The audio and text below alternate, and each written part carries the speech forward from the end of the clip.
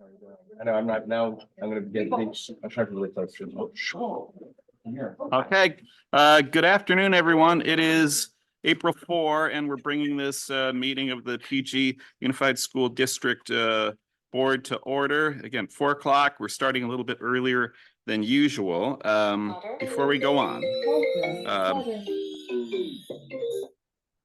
thank you. It's important to pay respect and acknowledge that we are on the traditional land of the Ohlone, Costanoan, and Esselen people, and additionally pay respect to elders both past and present. So with that, could we get a roll call, please? President Swanson. Present. Dr. Hazen. Here. Trustee McNary. Here. Trustee Otmar. Here. Trustee Swanson. Here. All right, great. So we are all here. Let's move on to the adoption of the agenda, which everybody has had. I know it's gone through a few tweaks, but the public has seen this as well.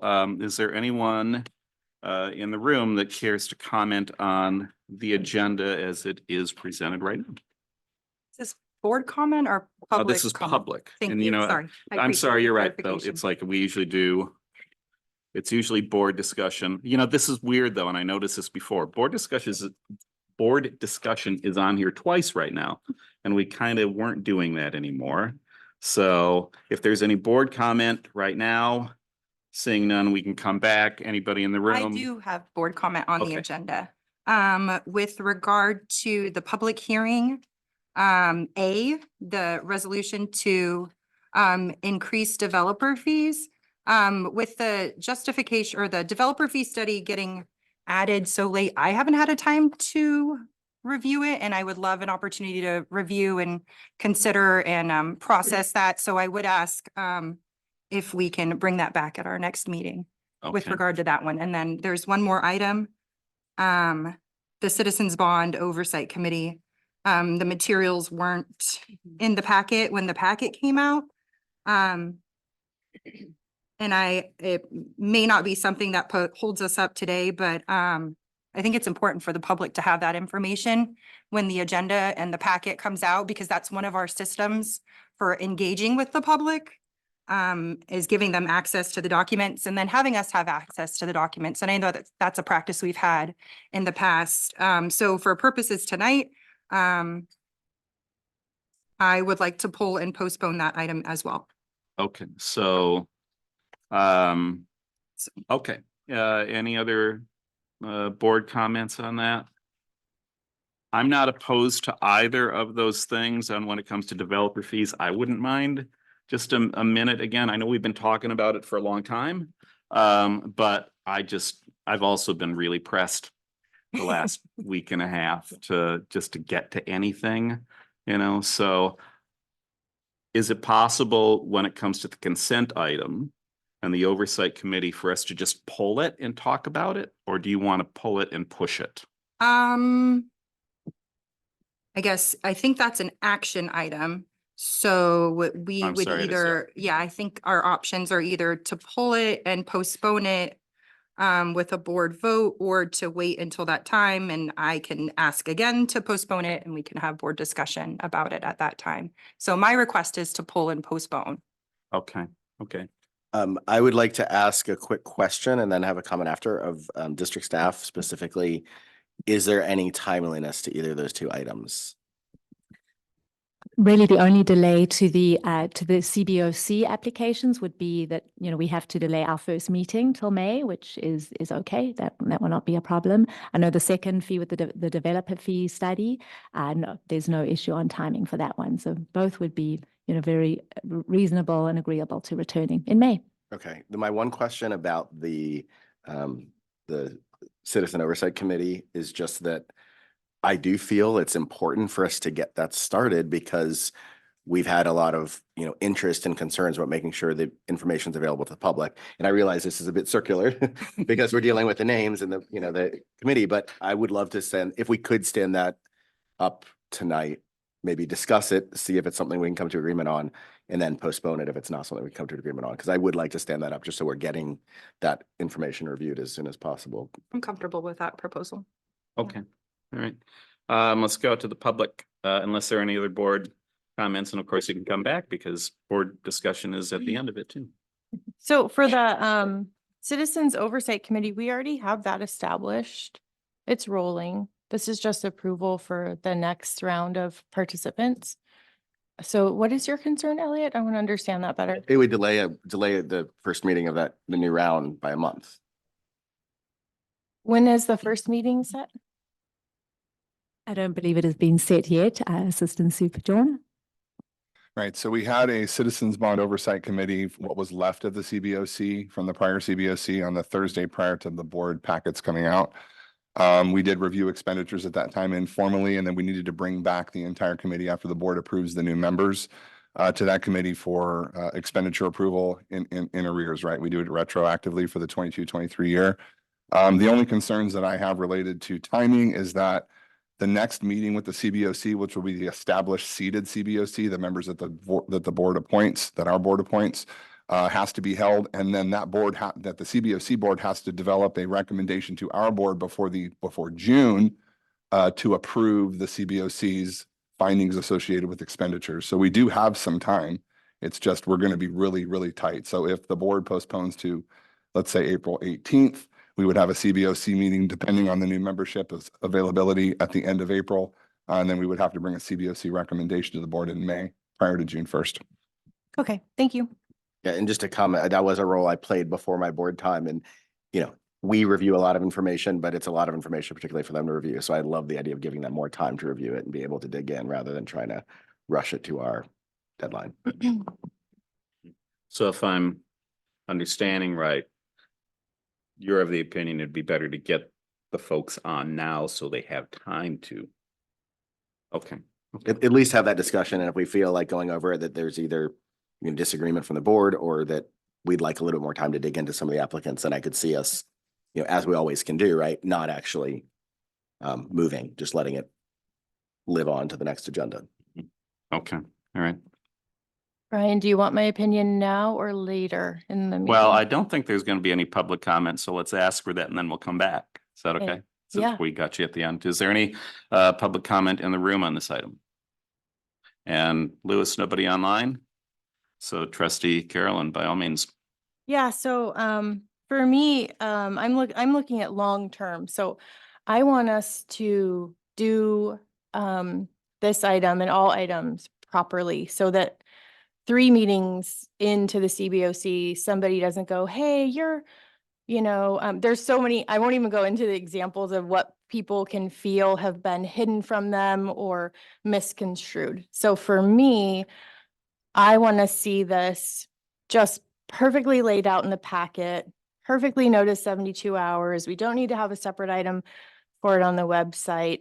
And then we approve it and it rolls forward and the timing goes with it. So I just want it to be buttoned up, all of our T's crossed. So that's my concern. I'm not in a hurry. I just want it done so that there's no kickback later and we don't have regrets. So I'm in favor of adopting the agenda minus action items A, which I guess is public hearing dash item A, and minus action item B, measure D and A, Citizens Oversight Committee. I'm just waiting for those. Thank you. Can you repeat that just for the note keeping purposes, please? Yeah, so I'm making a motion. Thank you, Brian. I should be more clear. I'm making a motion to adopt the agenda and postpone public hearing item A, action discussion. So it's a public hearing. It's on page 6 of 8 on the agenda. Moving the public hearing for developer fee justification study and increase in the statutory school facility fee to our very next meeting. And the same with action discussion item B, which is titled Measure D and A Citizens Oversight Committee. And the rest of the agenda is fine to me. Okay, so we have a motion. Do we have a second? I'll second.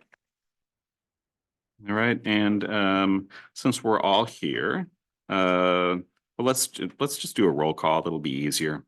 Anyway, can we do that? Can we do a roll call on this one? Indeed. President Swanson, Aye. Dr. Hazen. Aye. Trustee McNary, Aye. Trustee Otmar. Aye. and trustee Swanson.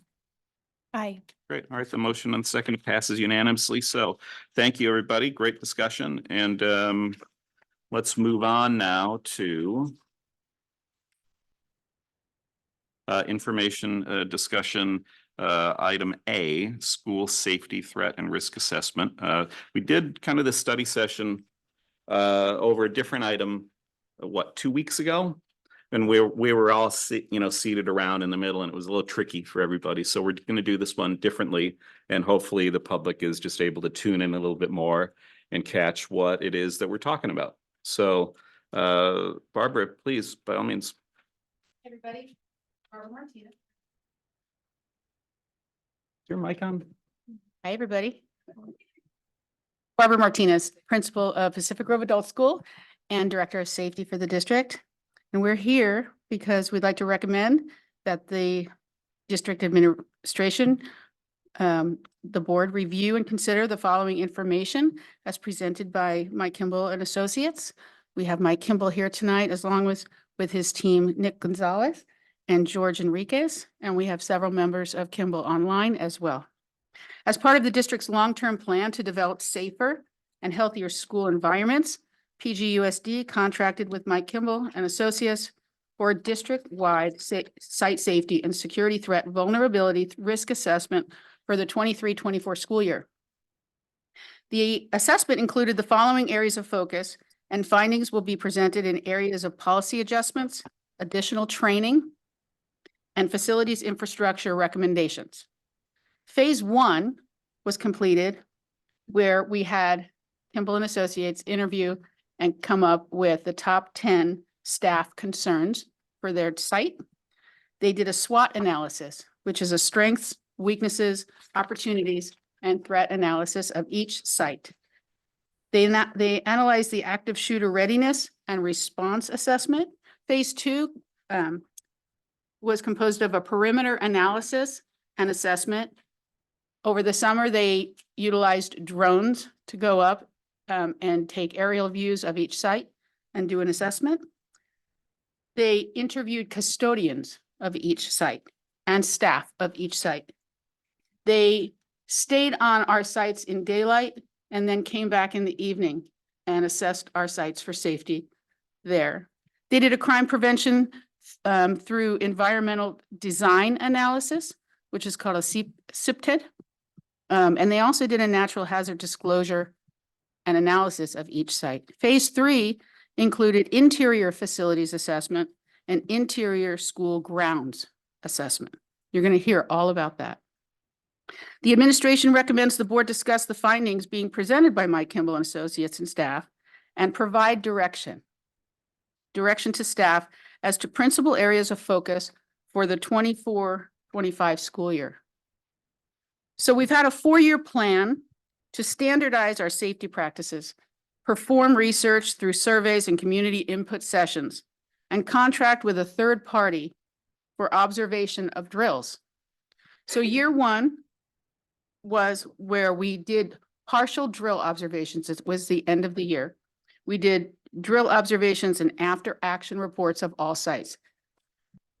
23-24, we completed those. We continued the observations and after action reports, and we began to perform a threat and risk assessment of the district. 24-25, we implemented high priorities defined by the risk assessment, and sites continued to do drills based on the 22-24 after action report recommendations. So 25-26, we want to revisit the implementation of the 23-24 threat and risk assessment and begin the drill observations and after action reports at all sites to determine our standardization of practice, right? So our goal was to come up with common language. Our goal was to come up with common practices. Our goal was to come up with muscle memory, right, through drills. In the beginning, we had sites doing the thing, and we came in and we had Mike Kimball and Associates come in and observe, give their recommendations. Through our after action reports, our site administrators met with their staff and came up with these common practices, and we should all be on the same page by now. starting 24, 25. We really want to look at the priorities. So we're really asking the board for direction to come up, because Mike's going to come up here and ask for a lot. So, and that's a good thing, right? That's a good thing. So I would like to introduce Mike at this time. Mike Kimball.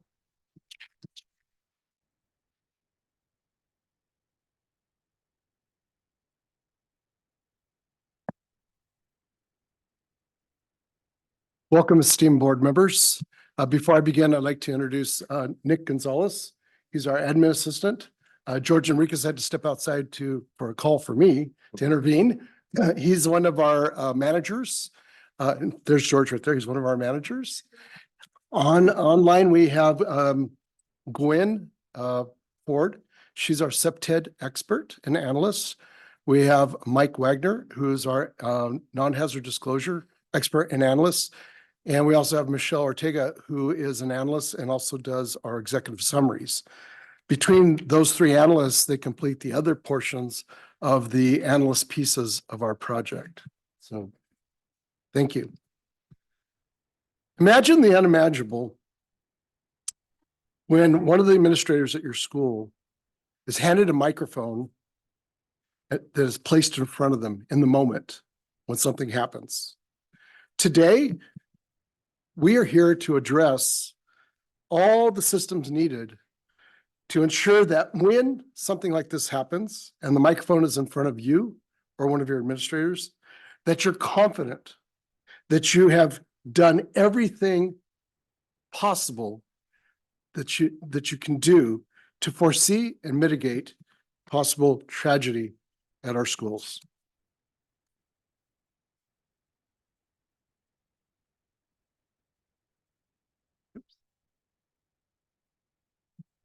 Today, it's about you, board members. In the end, we're going to ask you to review and to approve some high needs projects that are going to require training, implement systems, and create and update policies and procedures. Here's our roadmap for today's presentation. At the end of each session, I will pause to allow you time for question and answer, during which we can also provide question and answer for our online participants. I will also pause because there'll be points where our assistant superintendent, Josh, will also be providing some information. A little bit about our company. We've been in the safety training business since 1989. We're a local company. We started off with just a few people. I would say as little as 10 years ago, we had 15 people.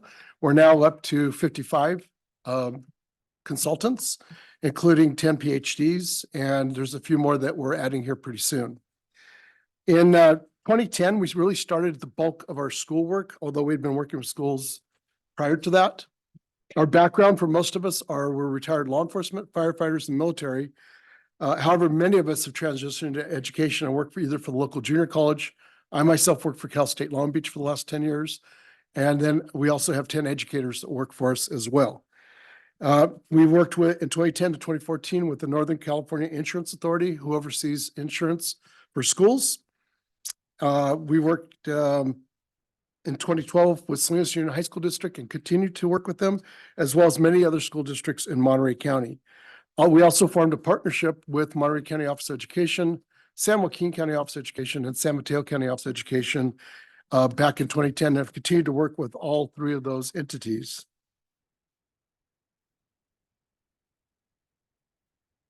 Threat vulnerability risk assessments are risk assessments for crime prevention and CEPTED assessments on facilities. That's for safe routes to school, human needs, and other aspects of school safety for safe schools. Our TVA that we performed for your school district incorporates several unique factors, including, as Barbara mentioned, top 10 safety concerns from staff, safety concerns from parents, safety concerns from local first responders, a SWOT analysis, a non-hazard disclosure, a CEPTED analysis, and in particular, an active shooter readiness survey, which most companies do not do.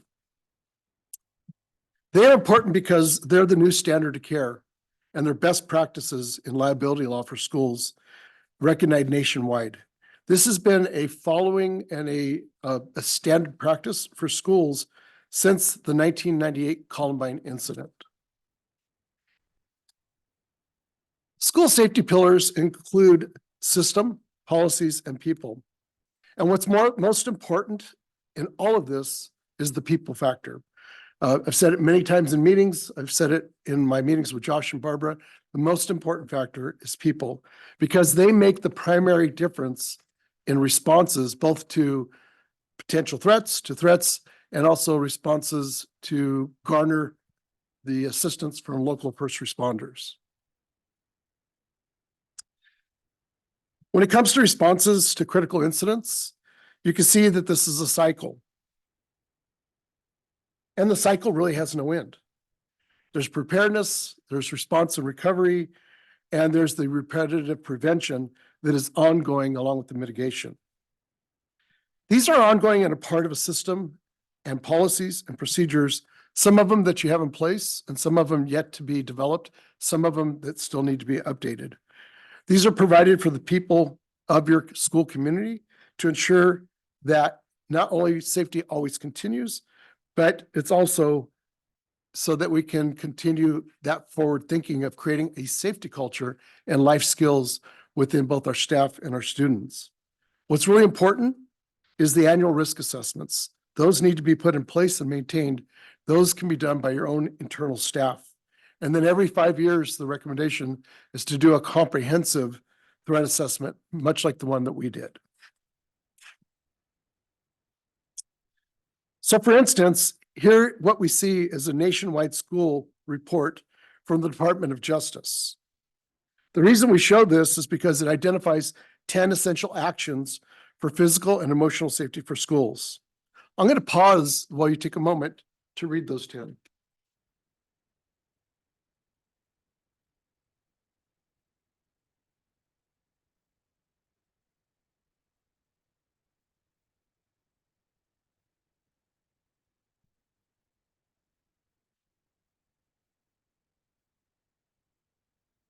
This slide is also at the national level, and these are also recommendations from a report that was nationally released by the U.S. Department of Education. The information contained here within will be used to inform you on recommendations on action for the following recommendations to come up in this presentation, and we're also part of the consideration for recommendations in the executive summaries that you have, as well as the final threat assessment report. I'll give you a moment to read the recommendations.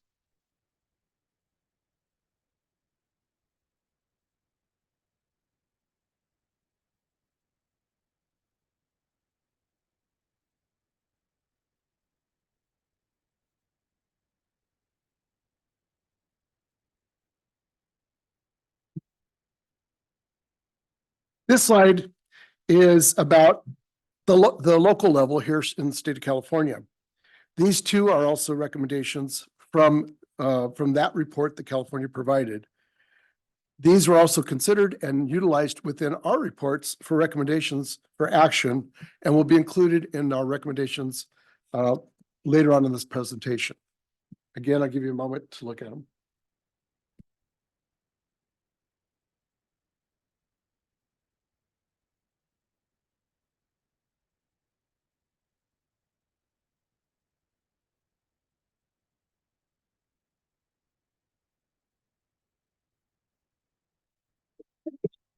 Some of the noticeable changes that we have seen here in Monterey County with all the school districts that we work with and through the Monterey County Office of Education are listed here on this slide.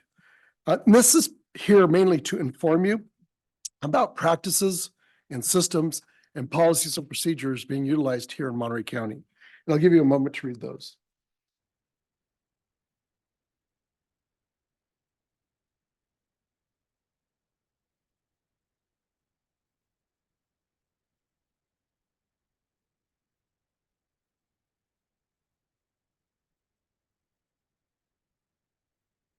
I do have to say, as a side note, when I speak to other schools and they ask me about, what can we do?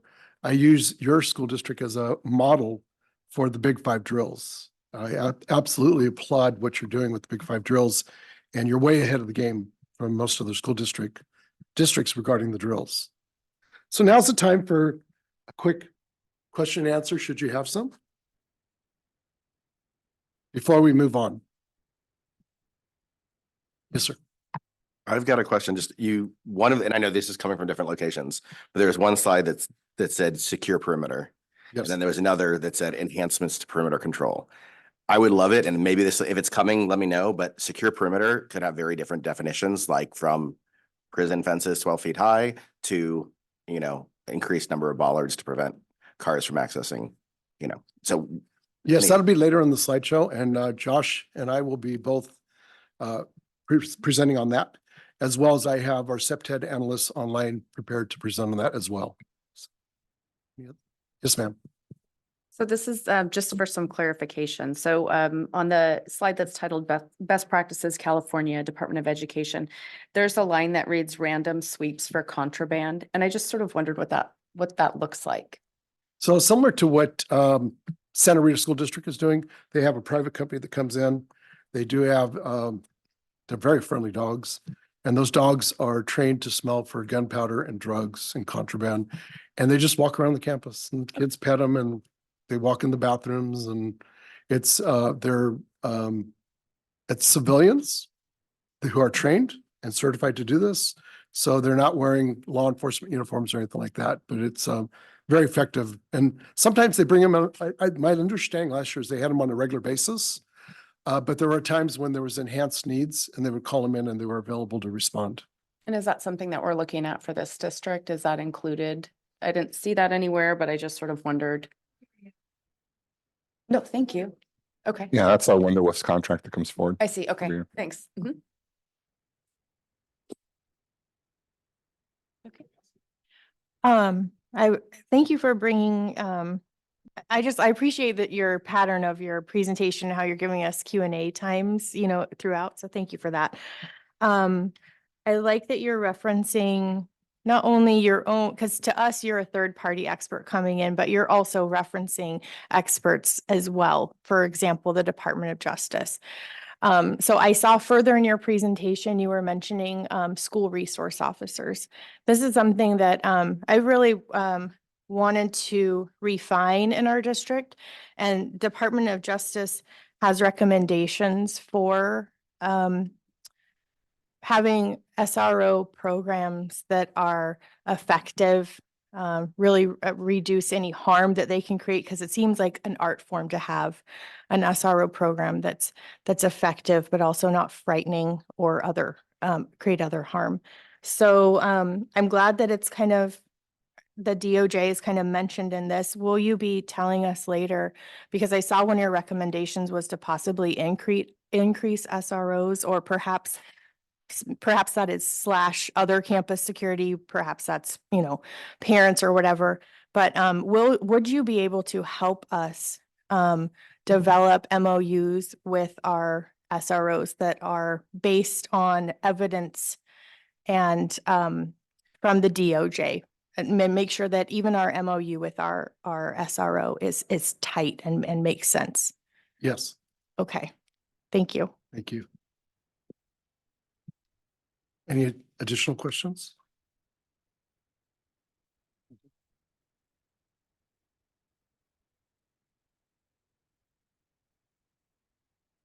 Our next section is on the threat assessment. So now we're going to look at threat and vulnerability assessments. There's going to be a section, I believe, a little bit later that goes a little more detail in threat assessments. And the reason that we're doing this is because ultimately these threat assessments are going to lead to your priority decisions and from the recommendations that we have to present to you. So to complete our threat assessment and vulnerability assessments, some of the primary resources that we used are the Big Five, which you currently use, and the guidance from the Big Five policies and procedures. We also used the after action reports, which you see in the middle, and some of the information that we acquired from the after action reports while we were doing the threat vulnerability assessments. And then on the far right, what you see is our spotlight report, which is a quite in-depth crime analysis that has Megan's Law, It has a crime analysis, as a parent survey, teacher survey, top 10 concerns, the non-hazard disclosure report, and it also contains portions of the CEPTED analysis, although the CEPTED and non-hazard disclosure reports are separate reports into themselves. So these are going to help to lead to recommendations that we're going to ask for your approval on. Each of you should have received executive summaries, which is the next document that you see here on the screen. These all contain the information that we're talking about tonight, and we've actually drilled it down a little bit and refined the information a little bit more with some additional documents. I'm not sure if they were provided to you, but we did, our admin assistant drilled it down to the top 5 concerns for you. Again, these executive summaries contain all the information that we're going to talk about today, including, I believe that we cited some of the ed codes and the appropriate assembly bills and Senate bills for the requirements that for all schools in the state of California. So we're going to zero in on some of those things through this process. Any questions about what I just shared with you?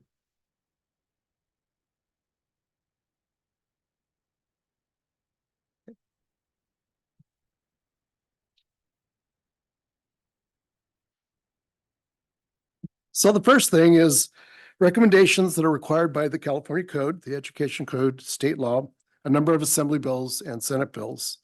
But this also correlates to the requests that we got from our surveys, from the teachers, from the parents.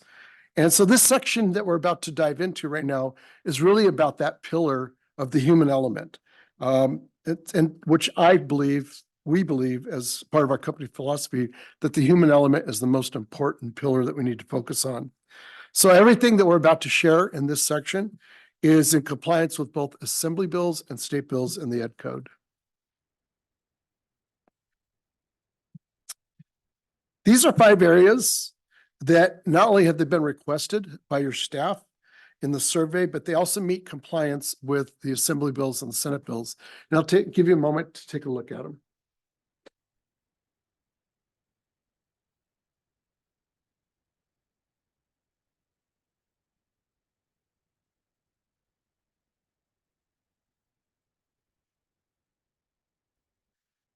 This is another area that has been requested by your school district for your campus safety supervisors and any future campus safety supervisors or security or somebody that the way the verbiage is in the law, it says anybody who potentially is a watch person over the campus.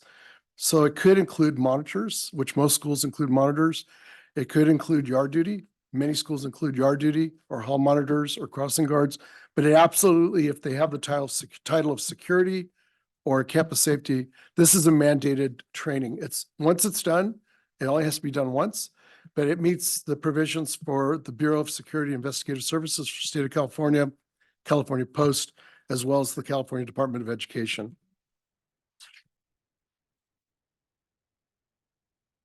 One of the things that we spoke about numerous times during our meetings was hosting multi-district regional training, where you may be the host and we invite other regional school districts to come, which helps cuts the cost, also increases networking and increases that pool of like-minded people to develop safety cultures. And so what we know about this particular law, Senate Bill 1626, is it is a requirement of 24 hours every 2 years for anybody in those positions. As I had mentioned before in Senate Bill 390. It is also, so what we suggest to the schools as an easier path is to just do 12 hours a year. And the requirement is specifically to work within the work domains or learning domains appropriate to the people who are in those assignments. And again, some of those are on the screen for you to take a look at.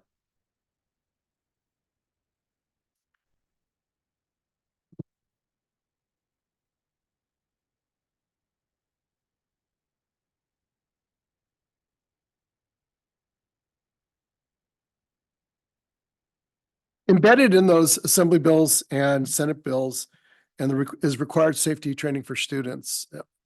There's some very, it's subdued language, but it is in there. And you already have Think on Your Feet. To further situational awareness training and deepening life skills for children, there's the We've Got Your Back program. It works well with the Big Five. It works well with the Think on Your Feet. It adds an additional layer to Think on Your Feet to give additional resources and life skills to children. The We Got Your Back curriculum is in alignment with the Ed Code, the National Association of School Psychologists. It is in alignment with trauma-informed practices and the practices for not only heart space in the classroom, but for using the 5 Cs in a classroom. Oops, sorry, I went too quick. One of the gaps identified in the threat assessment was establishing a school command post training, for which we provide the training to meet those mandates, which is required by the PGUSD bill in the state of California. So that is that every single staff member must be trained in school command post training. Now, the training that is listed at the top, the 100, 200, and 300, you can already receive through your system that is already internally within your school district through the Keenan Associates. And the admin 300, 400, 700, and 800 is also within the Keenan Associates.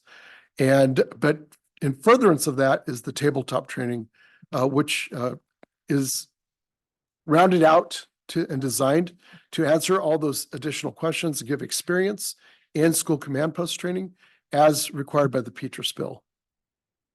It's Josh. Right. So as it relates to the ICS training 100, 200, and 300, we did just establish that with Keenan. I went through and reviewed it. I'm already trained in all 3 of these. I had been prior to coming on to the district. And this is a component that's an absolute requirement of especially our district-wide safety committee or our district-wide incident command team.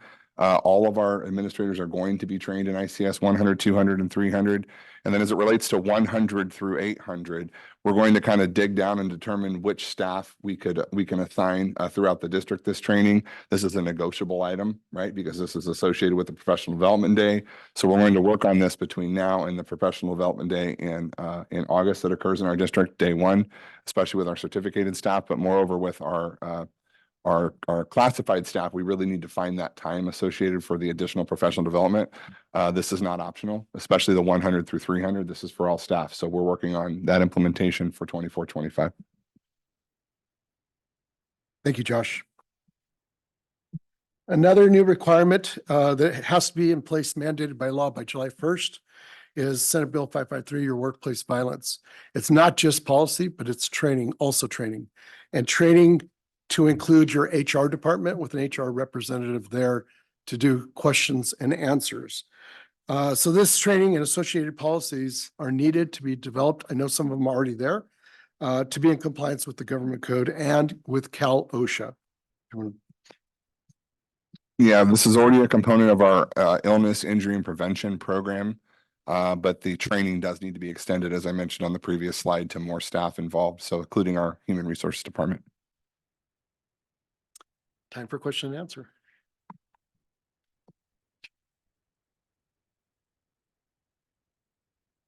Could I just get a little bit more information on, it's like, so you've got 100, 200, 300, 4, 7, 800. Can you just give a little bit better explanation as to what that actually is?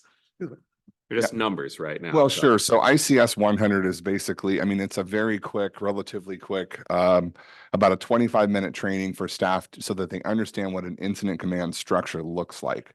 Right. So if the district were to go to move into an incident command team structure, what does the hierarchy look like from the incident commander to who does recording to who does financials? It's kind of like a 30,000-foot view of the incident command structure. As you move through the 200 and 300, you tend to drill down further and deeper into what each one of those components means, how they're assigned, what training components are required.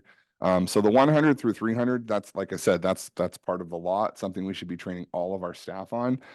At a minimum, I believe if we could roll out in 2024-25, the 100 and 200 training for all staff, because the 200 and 300, I mean, that's about 4 hours worth of training per training, totaling 8. Or the 100, which is the higher level, takes about 20 minutes. So again, we're confined by collective bargaining and how much time we have for professional development. But I think the highest priority is implementation of 100 through 300 for all staff at some point. At a minimum, the 100 by 2024-25. And are these things, is this in-person training or is this something like with Keenan that we? that It's a we've all Keenan done, training. Yeah. Where you can just do it from home while you're having dinner or making dinner, but still paying attention, you know what I mean? I just want to add also that any member of the district's incident command structure team has to be trained in 100 through 300. Okay. All right. So we have developed, for example, an ICS team hierarchy. It starts at the district office, works its way out to the sites. Everyone on that team with the team assignment has to be trained in all of these. It's all administrators, so they're not at the mercy of collective bargaining in time, so they're going to have to go through this training. And we have to highlight that on our incident command team structure, who has had the training, and then we have to update that as well. Great. All right. Thank you. Fellow board members, any questions? All right, please go ahead. Our next stop is the strategic planning. And really, I had this up here for Josh to comment on, so I'm going to turn it over to him. Barbara gave a nice intro on it, but it's more for Josh to comment on. Thanks, Mike. Yeah, so when I came on board to the district, Barbara and I kind of sat down and we talked about what is our strategy for, especially associated with training our people. As Mike mentioned, PG Unified was the first in the county to adopt Big Five protocols. All of the other districts at the time were ALICE certified districts. That was another training process that's went by the wayside, and all of the districts in our county are moving to Big Five. So my first question is, what does like a multi-year plan look like? So last year, the approach that Barbara talked about was the drill observations. So, we are a Big Five school district. Our people have been trained in Big Five. They've been doing Big Five for some time now, but we want to look at that through the lens of law enforcement, fire.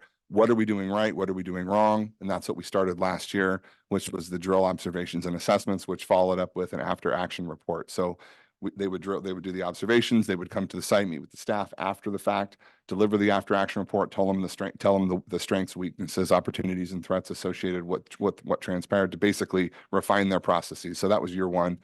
Barbara mentioned year two. That's what we're in right now. That was the threat and risk assessment that Mr. Kimball is presenting on tonight. That normally this is a year-long process. I think we did accomplish it much quicker than most school districts. But that will be for implementation in the next year, 24-25. But again, we continue the drill observation through this year two.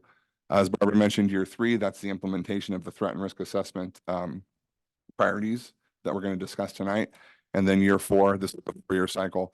Year four was to basically go back and look at what did implementation look like of the threat and risk assessments, and do we need to continue with drill observations because maybe we have new staff, we've had turnover, are there changes that have occurred at the sites, and therefore we need to start doing the drill observations and after action reports again.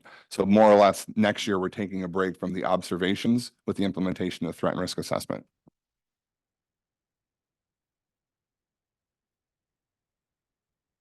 So our next stop, is there any questions for Josh?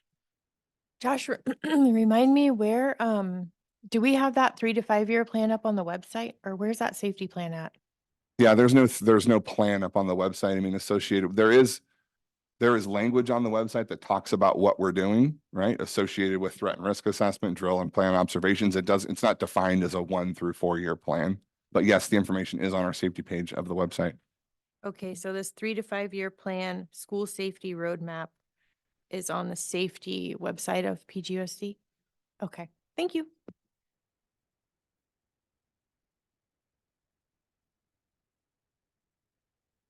Our next stop is communications. And the reason that we're looking at communications is because it's about systems, and the systems that you have in place here at Pacific Grove Unified School District. We're going to talk to you a little bit about areas for improvement. There are 6 areas. We'll do 3 at a time, and some of the improvements are already in process, and we've marked them, noted them as such as being in process.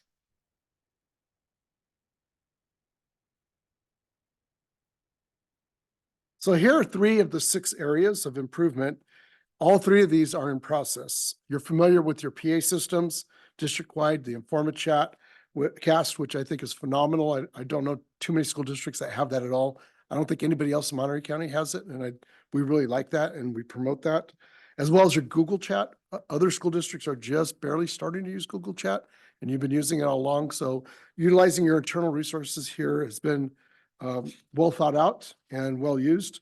And so these recommendations are also going to be included in the recommendations that we provide for you to continue to improve these systems. And Josh, did you want to make any comments on the improvements? Yeah, thanks, Mike. So this district has been expeditious in rolling out new public address systems, fire, life safety. So the very first thing we should look at all of our school sites is life safety. And that ties directly into communication, right? Communication with outside entities like law enforcement and fire, communication internally with our staff and our students. The only site in this district right now that does not have the updated Informicast system and updated public address system is the middle school. However, the project was already bid out in the fall for implementation this summer, correct, Lewis?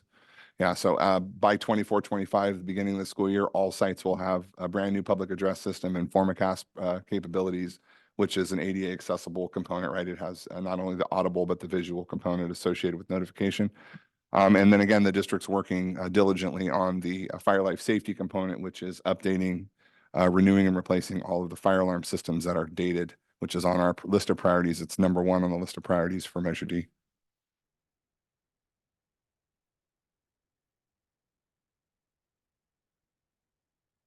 The next slide is the next 3 items on communications. 2 of them are in progress as listed on the screen, the site radios and radio repeaters, and the crisis communications training for radio operations district-wide is something that has been a request of, and is also part of best practices, but has been a request of staff from your school district. Josh, did you want to make any comments on this? Yeah, we've had coverage issues at our sites. That's been one of the biggest issues as it relates to the two-way radios. I mean, there's many issues related to the two-way radios, such as that not every single classroom has a two-way radio. The radios sit on the base stations, and they tend to have batteries that go bad over time. But coverage was one of the things that we looked at this year. From one point of the campus, one position of the campus to the other, there wasn't really good coverage for those two-way radios to communicate. This year, the district put money into the infrastructure to kind of bolster that by adding repeaters at the high school site, and I think it was high school in Forest Grove, to provide additional coverage. This is time for question and answer on this section. Yeah, just a quick one on that. The communications is largely focused on internal, right? It's internal, but also police and fire. What do you feel the role is for the outward communications with the public in terms of the broader safety planning? Can you be a little more specific on your Like question? when there's an incident, how do you let the public know? Or how do you let the public know Oh, after the okay. incident? How do you dictate the response the district's taking? Is that in a separate section again? Or I mean, I view that as communications. No, it's in, thank you for asking the question. And that's the internal system I think Josh was recommending was Raptor, is that correct? Raptor systems. So that has a push out for communications with your community, with your parents, with your students. And then of course we have it depends on what level of Raptor you're by as to whether it automatically notifies 911 or you'll still have to notify 911. Thank you.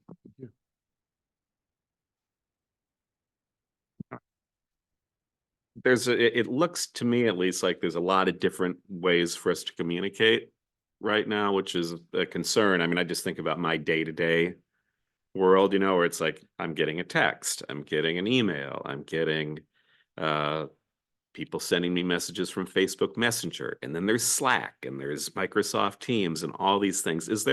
Are these integrated in any way, or is there some kind of redundancy even? You know what I mean? Where it's just like some overlap so that we're making sure that people are getting it. Because again, you might have a radio sitting, in a cradle charging or whatever.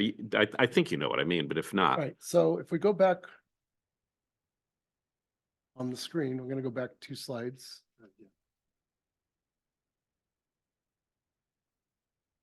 Okay, so let's start off here. The PA system is partially redundant with the Google Chat and also will be redundant with the Informicast as well as the Raptor system. So all 3 of these right here that you see are redundancy. And ideally during a time of crisis, any active crisis situation covered in the big 5 and additional ones that we can think about, we want to have that redundancy so that no matter what, we've done the best that we could to push out the information to everybody. When we look at slide 2, the site radios are more internal communications.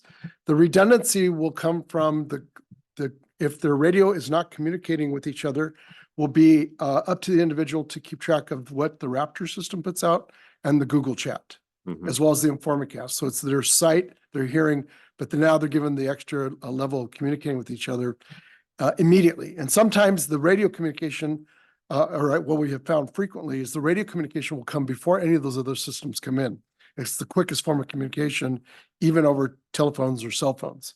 So that's really important. And of course, the radio repeaters are just a mechanism to help to make sure that the systems are working.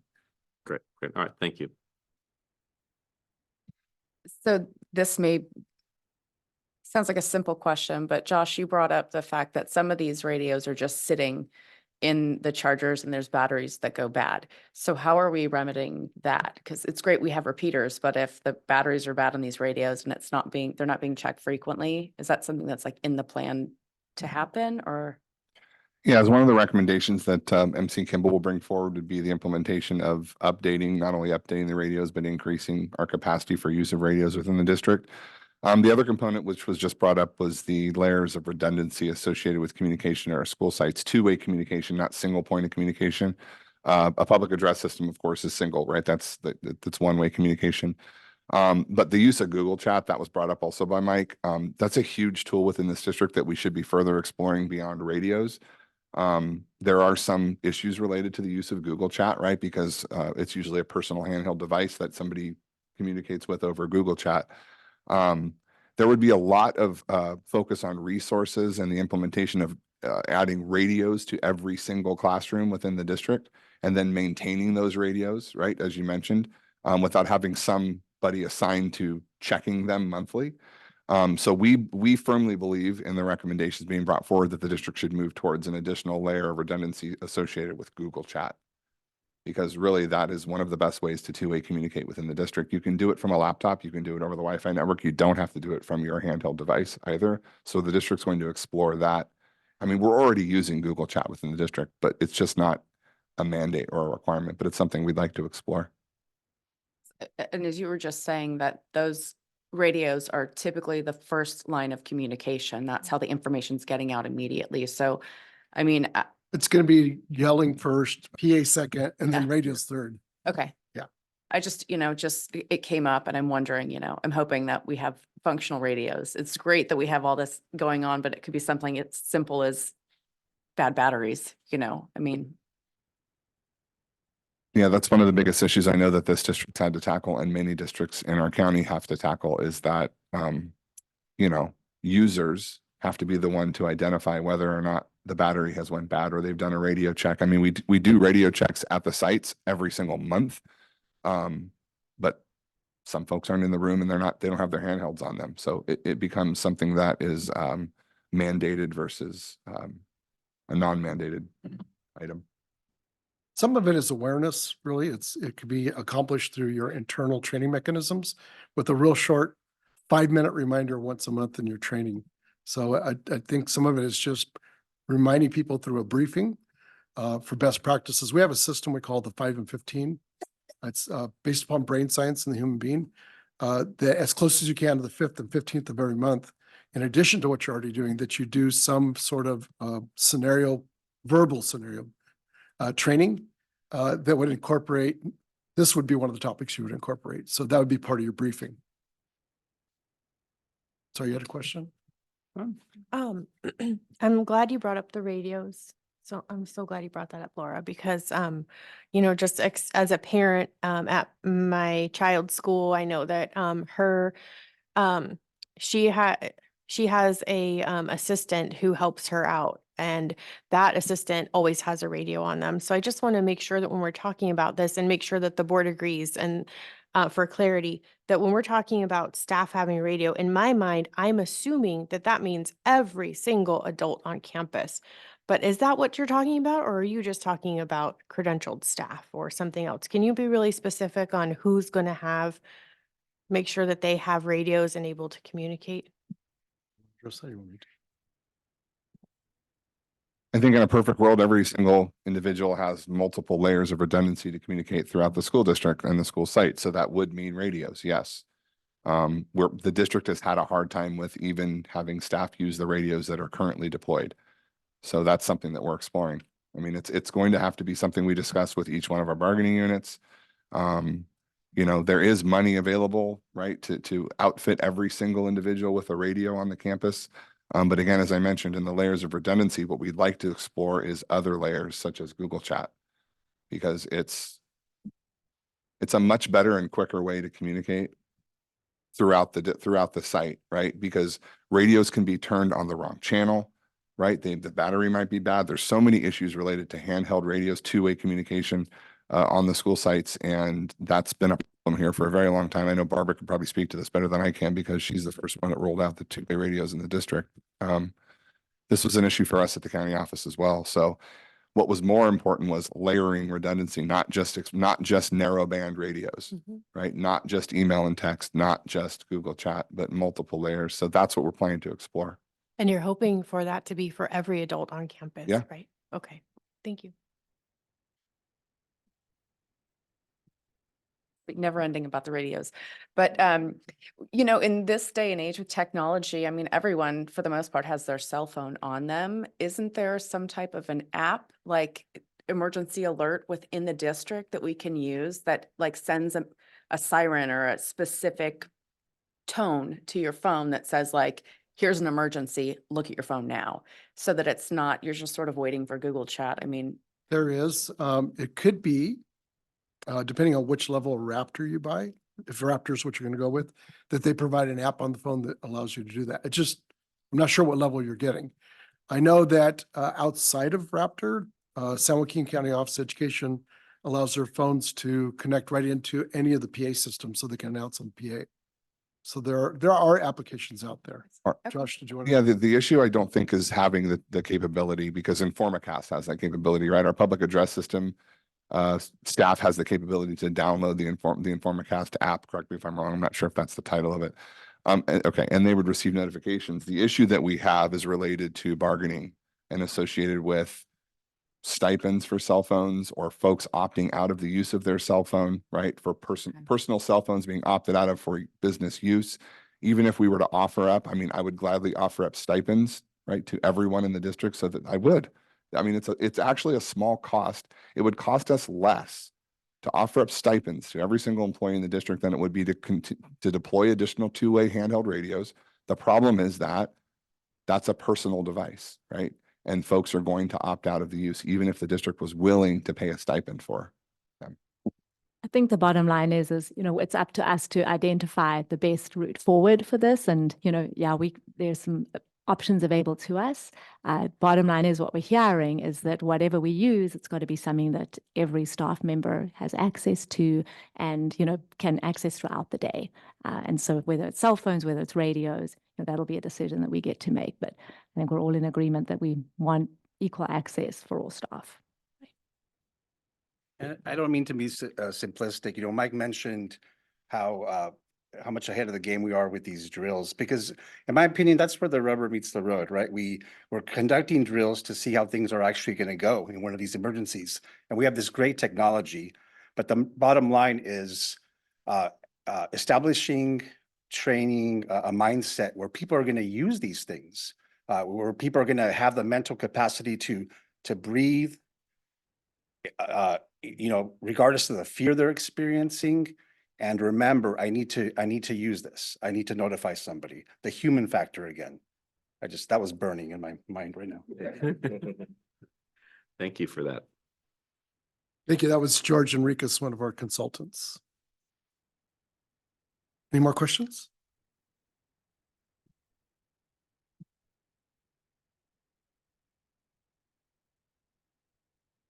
Our next stop is safety committees, and success is about systems, and systems we have in place, how well we use them, how well the training is associated with the use of those systems. But having those systems in place, part of a systems approach to a school safety, it includes committees.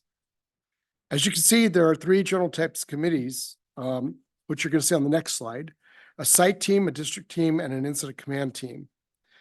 All of these need to be put into place, and at the moment, currently, they're slightly incomplete. And so part of the systems approach for the safety committee is to make sure we have this additional detail outlined as to what we need to do to bring these three committees within the system up to date and up to speed. And that is also outlined in the executive summary. Again, we are looking at the multidisciplinary comprehensive team for the third component. So here we have the site teams, district teams, and ICS teams for an incident in progress that happens, an active crisis situation.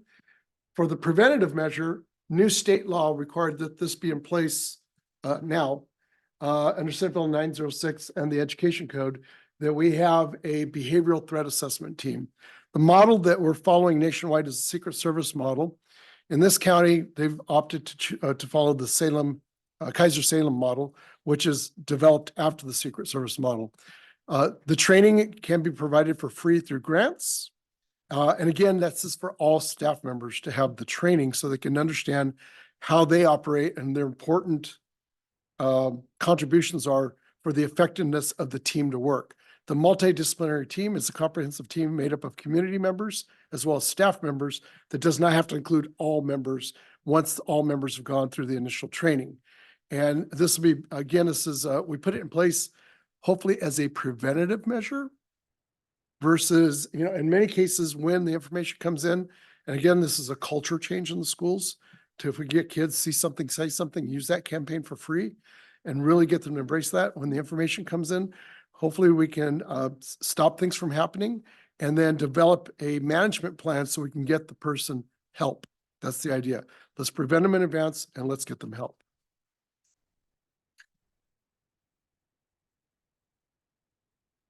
Questions? Good. I will just add in one little piece here. Monterey County Office of Education is providing the, and I think you already have it through Sandy Hook, but they're also providing a system for reporting that's for free. And they were, I don't know if they still are, they were providing some training on the behavioral threat assessment model for free as well. We acquired a grant for Santa Rita School District, which Barbara came to. And so we've been able to help provide some of the training for free through Secret Service as well. Our next stop on the roadmap is the infrastructure. And so now we're going to back it up from people, the human element, and we're going to now look at the systems and the structures. And the reason we're looking at the infrastructure and projects is because there's additional work to do with the infrastructure. And I know Josh is going to also jump in on some of this information here as well. We narrowed it down to top 4 concerns in the infrastructure project, which you can see on the screen.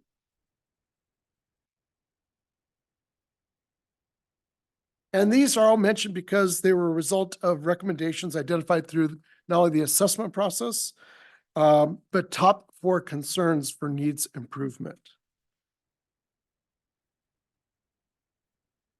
That was a quick one.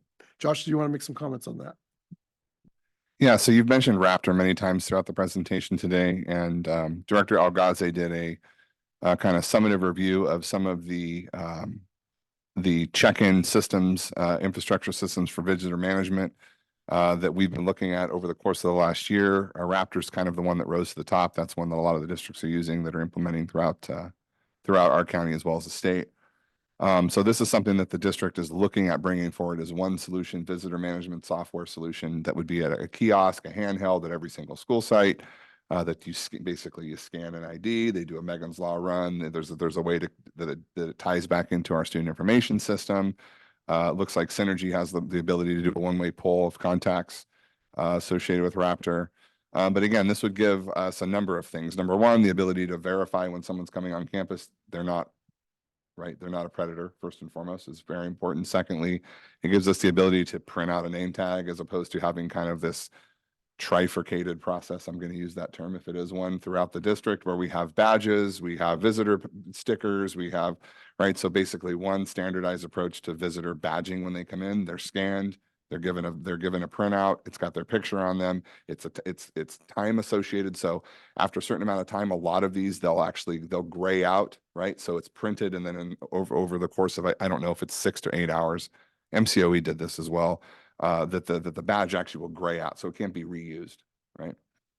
So there's a lot of vendors we looked at, Verkada, Securely, Raptor, but these are things that we're going to bring forward under a separate item to the board. But this is a recommendation that was brought forward by Kimball and Associates, and it's one that the district's been looking into over the course of the last year. Number 2, infrastructure project recommendations, limiting ingress and egress doors and fencing. Again, we'll have further information on this as we progress forward. There's a lot of ways to barrier our school sites, not just fencing, not just bollards, not just cameras and analytics.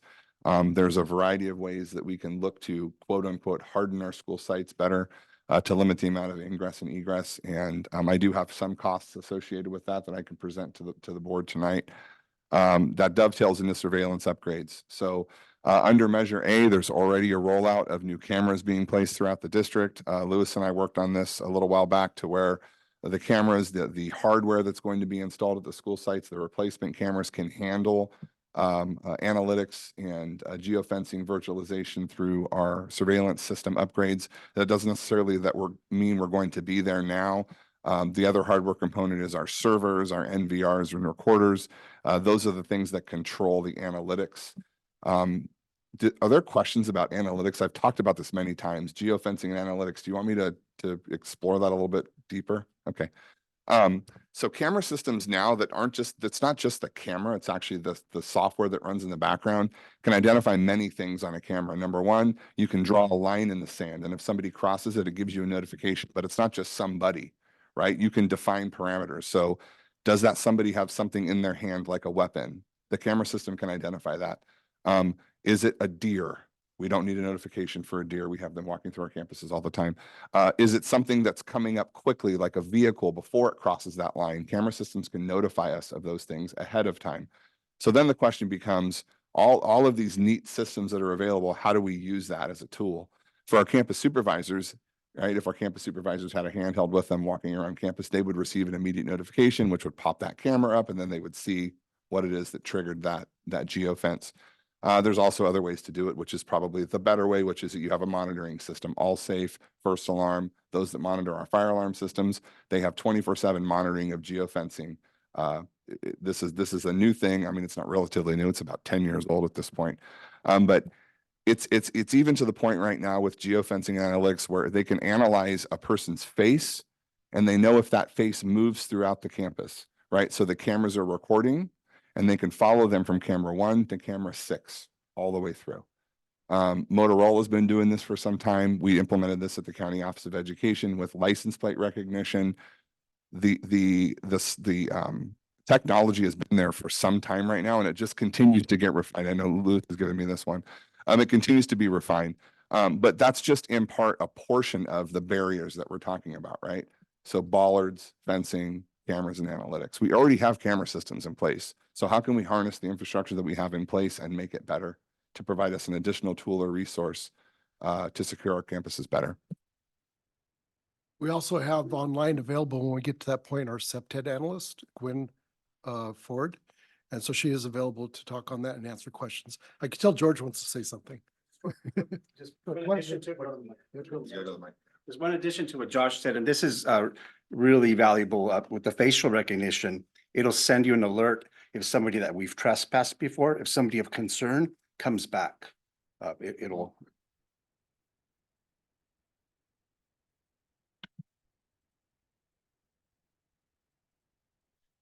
Questions? Like we got a couple. Oh, I was just going to say quickly about the Raptor and the visitor access. It seems like that is a huge opportunity to move away from paper forms, keep things digitally tracked, and again, unify. I mean, I'll just say I love that idea. Is there a way also that the Raptor system could tie into our fingerprinting system so that when someone puts their ID, we could say, are they fingerprinted or not? Okay, that was just something to look into because it looked like from reading about Raptor that there is the ability to have an internal database that it could access. So I was just thinking of ways that we could be, sounds Big Brothers, but collecting the data so that we can, know those things depending on what's happening. Yeah, my response is, I mean, you can just about integrate any data source with a software system, right? So we would have to talk to Raptor, and I'm sure we're not the first local educational agency that's asked that question. I think that the upkeep of our data would be the component that's the internal controls component we can control. But I mean, I believe that's something that we could absolutely explore with a visitor check-in system. Just to give you an idea, for this district, it was around 30,000 per site for implementation. Yeah, sorry, there's 25,000 per site for implementation and an additional 10,000 per annum. So this is a pretty sizable investment for this district. So if we were looking at five sites, I mean, we have 6, including the adult school, that's $150,000 in implementation and $50,000 a year ongoing. Just to give you an idea of the cost associated with the implementation of Raptor. I have a question. When we talk about surveillance upgrades, I'm assuming that means our camera systems and how we're monitoring. And I know over the course of time, just having adequate cameras and working cameras consistently on sites has been an issue. Is that being addressed in this, that all the sites have visibility at their kind of farthest reaching points, and that cameras and will be online all the time? So yes, yeah, so basically looking at the kind of dark areas that exist on our campuses, the areas that don't have camera coverage, that's absolutely what we're looking at. There was a replacement component as well as an additional camera placement component. One of the biggest problems with camera systems that exist is you put camera systems in and no one's watching them. You're using it for recovery purpose only, right? Was there an incident that we need to review and look at the tape? Was something stolen and we can track the person's progress throughout the site? So monitoring is literally one of the biggest things that most school districts and most companies miss. It's a big cost, though. It's a big cost to have somebody monitoring our cameras. Now, for a school district, it's school hours, right? Well, do we want to have those cameras monitored during school hours only? Or do we want to include after hours? After hours would be, right, if we have somebody go on the campus, are we using it for recovery purposes only? So these are the type of questions that we have to discuss and come up with solutions for. But it's a relatively large cost to monitor a camera system. At the County Office of Education, we had 110 cameras with license plate recognition cameras. The county office had a lot of theft that was going on. I mean, there was break-ins repeatedly over the course of a year or two, and I'm talking just about every weekend. And once the county finally moved to monitoring, I mean, the monitoring of those 110 cameras cost the county around $100,000 a year just to monitor. So they determined they looked at what cameras are specific cameras we want to monitor, not all 110, and then we pay for that monitoring service. So I think that's something we have to look at when looking at our school sites and our infrastructure. What areas are the highest of priority to monitor and what areas are not? Anybody else? I want to just offload a thought here for a second, before I forget to. And it's something I mentioned when we first started talking about this. We talked about 6 sites, right? So that's two elementaries, middle school, high school, adult school, right, and community high, right? I don't want us to forget about this site here in this building here, because there are some people that in past have had unpleasant thoughts about the people that work in this building and some of the decisions that come out of this building. So I really want us to keep that in mind, that the people that are here every day too, I want them part of that whole scheme too. I love that you mentioned that, President Swanson. I think we really should be using the number 7, right, if that's the case to it. But, even as we're talking safety plans, right, here at the district office, we, have one and implement that as well. So thank you for. All right, thank you. Our next up is the community and site surveys. So another aspect of our surveys were the parent surveys. These on the screen were the top 5 concerns. The nice thing is Pacific Grove Unified School District is already addressing all 5 concerns. I'll give you a moment to read it.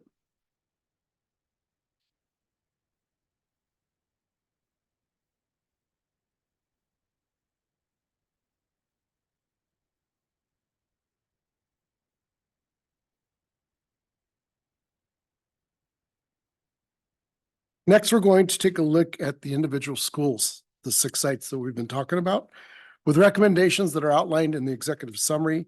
And as I mentioned before, one of my associates, our admin assistant, helped to drill this down even lower beyond the executive summaries into the top 5 concerns for each site.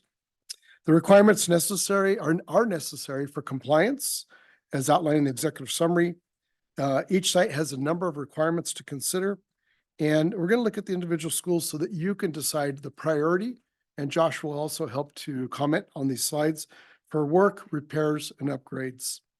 If there are any questions about each site, we can have a Q&A at the end of the presentation, much like I've been doing all along. So we'll still maintain the Q&A at the end of the slideshow presentation. The first site is Forest Grove. I'll give you a moment to take a look at the top 5 concerns.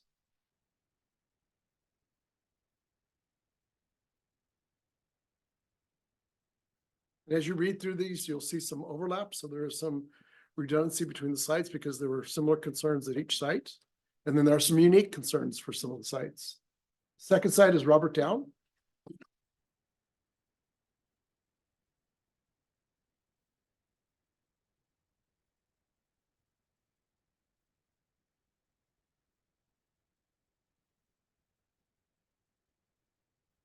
Mr. Kimball, Yes. will you remind me, are these top 5 key safety concerns that your team generated? Yes, ma'am. Well, Okay. these came from both what we observed, what we analyzed, as well as information from teacher surveys and parent surveys as well. Thank you. So it's a combination of everything.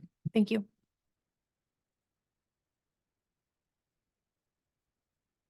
Pacific Grove Middle School.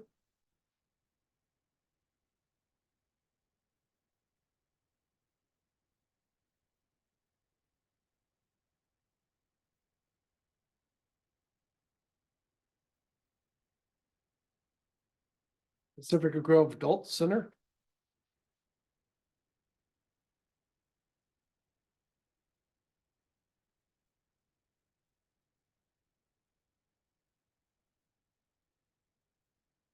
Pacific Grove Community High School.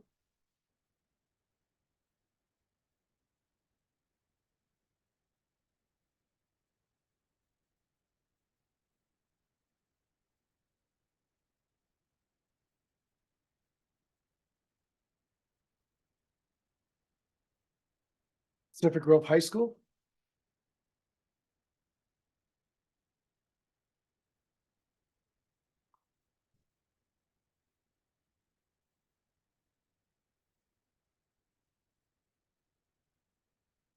And then this brings us to the district-wide overall assessment, which we developed from a district-wide executive summary. So we did a executive summary for each site, and then we looked at all of them and developed a executive summary for everything, bringing it all together, which our analyst is online if you want to have, if you have any questions for our analyst. And so from the district-wide perspective, these were the top 5 safety concerns.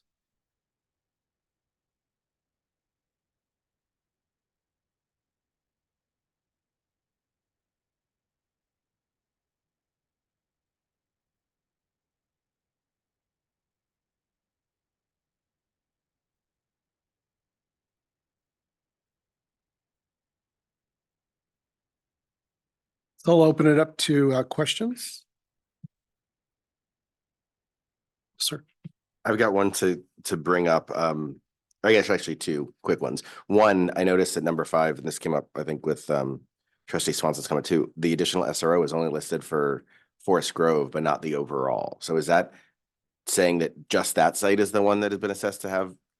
That's a good question. And the answer would be, normally I say yes, and this is no and. Okay. It's recommended for all the school sites. It's just at that one site. Those, it rose up and those were to the top. Okay, and then the kind of the higher level question, and this is one I've been having kind of an issue internally with this, and I'd love advice since you guys are the experts on the trade-offs between school safety and education. And I realize that a safe school can help with education, but giving just 2 quick examples, at the middle school, if a student goes to the bathroom and gets locked out because we lock all our doors and can't get back to class, like where do we draw that line? Is 1 student okay if it just happens to maybe 10? How do we start to balance that? And then another one I'll give for another site I'm familiar with, Robert Down, we have a back gate. Kids are not allowed in the back gate before a certain time, even if there's after school activities happening. So you might have a kid that bikes to school and is standing outside of our school, outside of our fence for 15, 20 minutes before they're allowed in. That doesn't seem, that might be protecting our backs, but it doesn't seem like the safest approach for the students. So I know those are two drilled in answer that, examples, but it's just, to me, it's this bigger issue that I just worry about. How do we ensure education is not, made more difficult by some of these safety implementations? Thank you. And that's a great question. And it gets back down to the human factor and training and making sure we have the resources in place so that the human factor can recognize when those kids need to be let in. And that we also have systems in place for parents, and they're understanding that if the certain time their child's late, then they must go through the office, and that the child also understands those policies and procedures. So just to follow on that one though, again, though, what if that, like going to the office, for example, Robert Down, if a kid bikes to school, that's putting them on a major thoroughfare of, Pine Avenue. So I agree. Again, it's one of these things where black and white doesn't always work for me. It's figuring out how do we come up with a solution that can kind of do both. Maybe it's having someone maintain that back gate early. That is another personnel hour, more time. But I just think it's one of those things we have to be, every time we're implementing a new security standard, we have to make sure we're doing it right in the eyes of the, children learning. And you are correct, sir. And that was actually part of the recommendation to add in more campus safety supervisors, which again, that's going to be a different cost. And then you're talking benefits. But the benefit of having more campus safety supervisors who are trained and available is they can address those concerns. Thank you. Anybody else? To kind of dovetail to what you were talking about with the district office, it's not in the presentation, but I want to make sure that moving forward that even if it's a badge reader at the front door where everybody scans their badge, that's how they do it at the hospital. It's just a way to sort of prevent someone from just walking in that's not welcome. So I don't know. I know it's like I'm saying, it's not in the presentation. It's not something that had really come up, but I want to make sure that that's something that's going to move forward as well. And that would be part of your limited access control. So visitor access control and limited availability to enter the facility or maybe even the parking lot. The Raptor, for example, I think if we were to implement that at the sites, that would definitely be something we'd add here too at the district office. So yeah, Just want to make sure that that continues to be like in the conversation. Yeah, I think that, I think maybe Trustee Otmar is talking mainly about access controls, like locking systems with badging and access control systems. That's a very tough thing to implement at a school site, but it's not very tough to implement at our district office, for example. Access control systems can be set for time of use. They pop open at a certain time, they lock at a certain time. They can be set to badge in only. There's a lot that you can do with an access control system. I would just say the only caveat to that right now would be that the district spent a great deal of money over the course of the last couple of years updating all of the actual physical hardware locking systems at our school sites, which would, if we're looking at access controls, I don't know if that's what we're looking at installing access controls, but there was about $300,000 spent on updating all of our school locks to one standard Grandmaster key that essentially would go away if we were looking at access controls for all school sites. But that doesn't necessarily mean we can't look at access controls like I talked about cameras earlier for specific areas, specific entry points. That's something I think we probably should pursue. As far as a badge reader goes or something like that, I can't see how that would work at a school site. There's just too many ins and outs and all of that. But here specifically, you know who you want in the building and, people that show to work every single day. And it really is, there are a lot of times people aren't happy. And so this is a space that needs to be kept safe as well. Kids are very important. Everyone that's here is very important as well. I just want to make sure that everyone's safety is being considered. That's all. But I like the geofencing thought too. Yeah. I think that's just like fantastic. If geofencing just gives you time to react, right? That's the one thing that we're kind of missing here. Our reaction time is extremely slow, or we're reacting after the fact, right? We'd like to react before something occurs, or at least give ourselves an additional 25 seconds, a buffer, 30 seconds, Yeah. something. Mm-hmm. Yeah, agreed. Thank Well, you. and I loved the mention too, where it's like you could do something where you know, with facial recognition, where you could, it's like, oh, we've encountered this person before. Here they are again. We can be that more on top of it if that's something that we could ultimately do. So, you know, I think the question is, you know, now it's like, all right, so what are next steps and what does it cost? And I know we're kind of running out of time here too, because we got closed session coming up and I don't know how many other questions or how much more you have, but unless the board has any other questions, let's I keep do. going. Okay. I have sorry. I have a question about additional campus supervision. Reading through the executive summaries and a lot of the information, it's clear there's a need for most of our campuses, and just the comment of potential additional law enforcement on campus is I think speaking to a greater need for more supervision on campus. What are our other options? Well, it's the internal option of a campus safety supervisor and security. And it is better to have your own internal people rather than hiring an outside security firm, because that way you can also control the professional development training and control the direction of how you want them to manage the human element and the human assets. Additional law enforcement, school resource officers, probably not going to happen because of budgets and staffing. So we want to augment that. Outside of that, it's maybe potentially looking at the idea. And again, you would need to look at any potential school liability and insurance needs and training, and that'd be parent volunteers, grandma volunteers, grandpa volunteers. Outside of that, it's a lot of what we're already talking about. Okay, so essentially more trusted adults on campus to build relationships and be an extra set of eyes, proactively monitoring things. Relationships are so important. That's We the want biggest every thing. child to feel known, loved, seen, and heard. Right, okay, thank you. If I could just a quick follow-up on that. I mean, you had the discussion of the site safety committees. And I mean, could that in a crazy world, could that be a older student if they're willing to? Could it be a volunteer parent? They wouldn't fill maybe the same full security roles, but to help us give those more eyes and more responsibility to these site safety teams. So you hit on a subject that's near and dear to my heart. And one of the things that is my vision for the future, whether it be countywide or individually, individual school districts, and that is to develop students within each school site through leadership and to be their own student response team to assist teachers and educators. And so there's a lot of kids, and give them some life skills and also potentially create a path for down the road for future employment, and to be involved in their own safety. And what we know from the National Association of School Psychologists is that the kids that are involved in their own safety, if they have, and they're given something to do during a crisis, and they are given the opportunity to make decisions in the moment for themselves, they survive better emotionally in the aftermath of situations. So we're building resiliency there. So our next step is training and support. And then after that, it's pretty close to a wrap. I'll try to go through this as quickly as possible.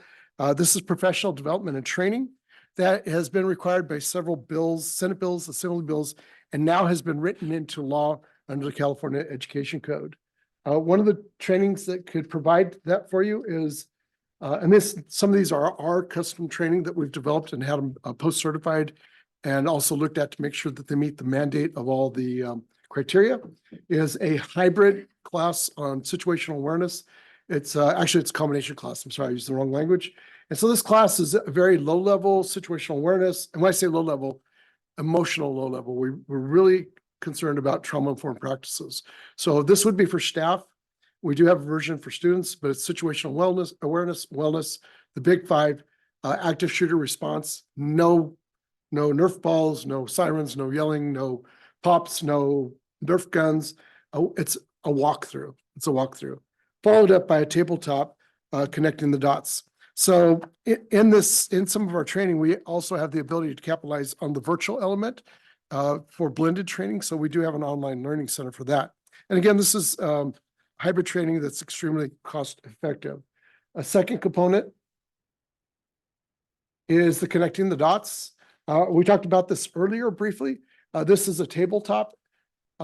This would help to meet the mandate for the Petrus Bill and the CATS Act for tabletop training for all employees. So this is designed for all staff so that they can better understand their response questions and answers to an active crisis situation, regardless of whether it's a flooding situation, a main pipe breaks or a fire or a natural disaster or another active crisis situation.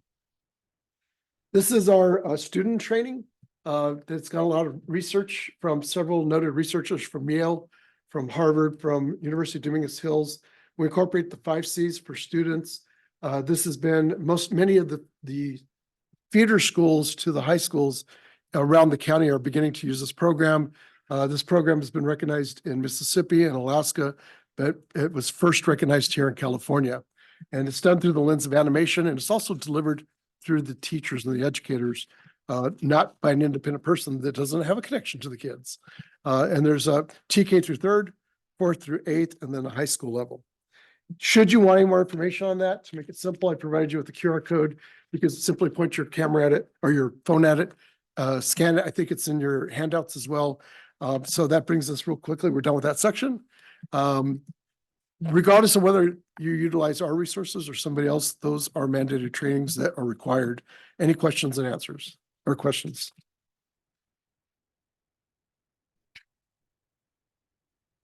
Looks like no questions other than, again, it's like, what are our next steps? And I think we'll just probably need to bring that back and talk about what we'll do when we get there, right? So, Which is our last slide. yes. And it's really for Josh and I to sum it up. And these are, what we're asking for is priority approvals, to review the recommendations we set forth to you in the executive summaries, the training, the systems, the policies, the EOP changes, and I'll turn it over to Josh. Thanks, Mike. I mean, I know we need to wrap, so we will bring this back. I think that's the takeaway for us tonight for staff was to kind of receive some direction as to what the priority of approvals might look like from the board. We all heard Mike talk a lot about assembly bills, right? Things that are required in law, statutory that we're not following right now. And that's primarily associated with ongoing training. The district will bring forward a training plan to the board, share the training plan with the board, and then we need to work with our partners on the implementation of the training plan. As it relates to systems, we talked a lot about systems implementation, our public address systems, fire alarm systems, cameras, and so forth. We talked about that a lot tonight. And there's a lot that's already been happening within the district under Measure A and Measure D. I was going to highlight some of that tonight. We don't have much time. I know we need to wrap. But what additional systems does the board feel are priorities? Should we shift our priorities to focus on? And then, of course, policy and SOP changes. That kind of dovetails into everything, especially the training component.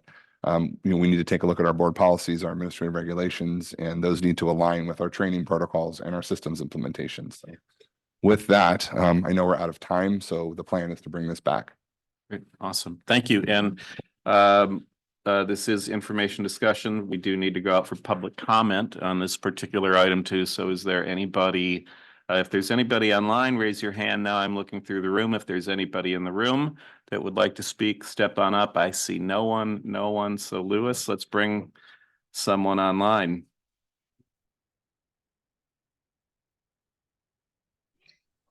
Nadine, do we have you? Hi. Yes, I'm here. Thank you. Thank you for the report. That I know I've been waiting and asking about that, so that was great to hear about that. Just a couple of comments. I'm going to be kind of all over the place because I know I have 3 minutes, but I just was jotting down some things that popped up. One of the marks on there were, for active shooter, what to do with the active shooter. Another thing that popped into my mind was a violent intruder. Well, shouldn't we also be prepared for just an intruder as well that maybe is not violent to begin with, like the incident that we had in November? What is the plan for just an intruder like that? Not necessarily violent, but someone who's not mentally stable. I think a lot of the stuff that was brought up was great.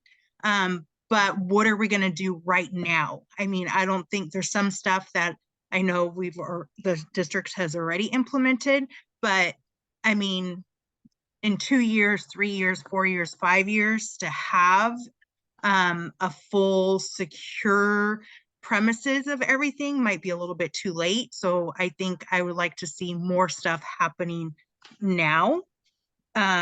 And basically, the bottom line for me was that all this is great and everything, but you could do all the training that you want to have with staff and everybody, but it's how they react when something's going to happen. We're already at the middle school, had 2 situations that personally, I don't think staff reacted quickly or in the safety of the kids in first priority. So again, this is great, but I mean, the staff needs to really take this seriously. I know most staff does, but then there's a couple of people that don't, and that's kind of scary. And the training for all the staff members, I personally know, is that going to be for all substitutes as well? Because I personally know someone who's a substitute that hasn't done none of their Keenan training. So who's monitoring that? Because I don't think that's being monitored. And again, I just think this sounds great, but I would like to see some stuff happening sooner than later. And I loved the idea of, the older kids in a safety role in a leadership program. I think that's a great idea to have them go through some training, and because we do need more monitors on the campuses, students, parents, I don't know who, but I loved that idea. So I know I was a little bit everywhere, but I know I only have 3 minutes and I just wanted to get it all out there. Okay, thank you very much for your comments. And just so everybody's aware too, it's like, if it's your first time in a board meeting, public comment is just that. It's not really a Q&A unless somebody from the board wants to further explore that or ask a question. But we do appreciate the comments. Is there anybody else, Lewis, online? And all right, we've already asked the room, so let's go to any additional board comments on this particular item. Do we have anything? I do. I'm curious about the substitute teacher training. I think that that's something that I don't want that to be a gap by any means. So I'm interested in what that's going to look like.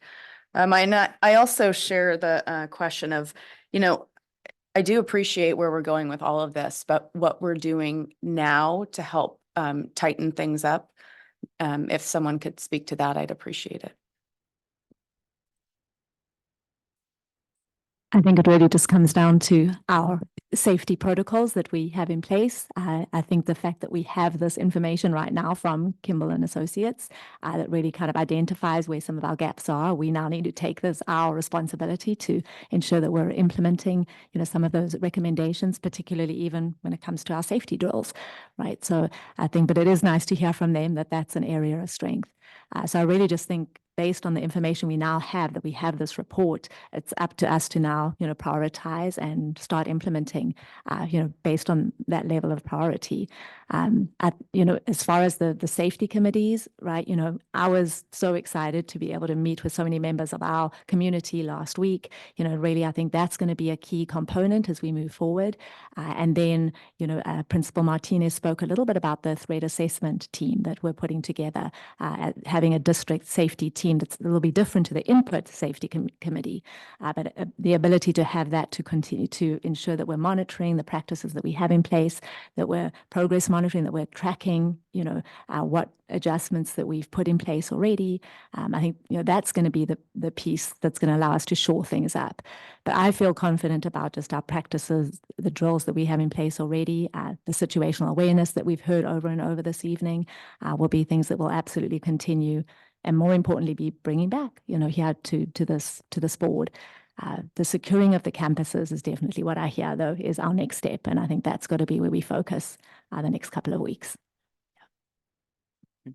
And then as far as substitute teacher training, how will that look moving forward with Kimball? I think just as far, well, I mean, that'll be something we work with our HR department on. And so, I think I would like to really get Director Ariano's, input on that, working together with our safety team to identify what that training would look like. But we'll definitely have, practices in place.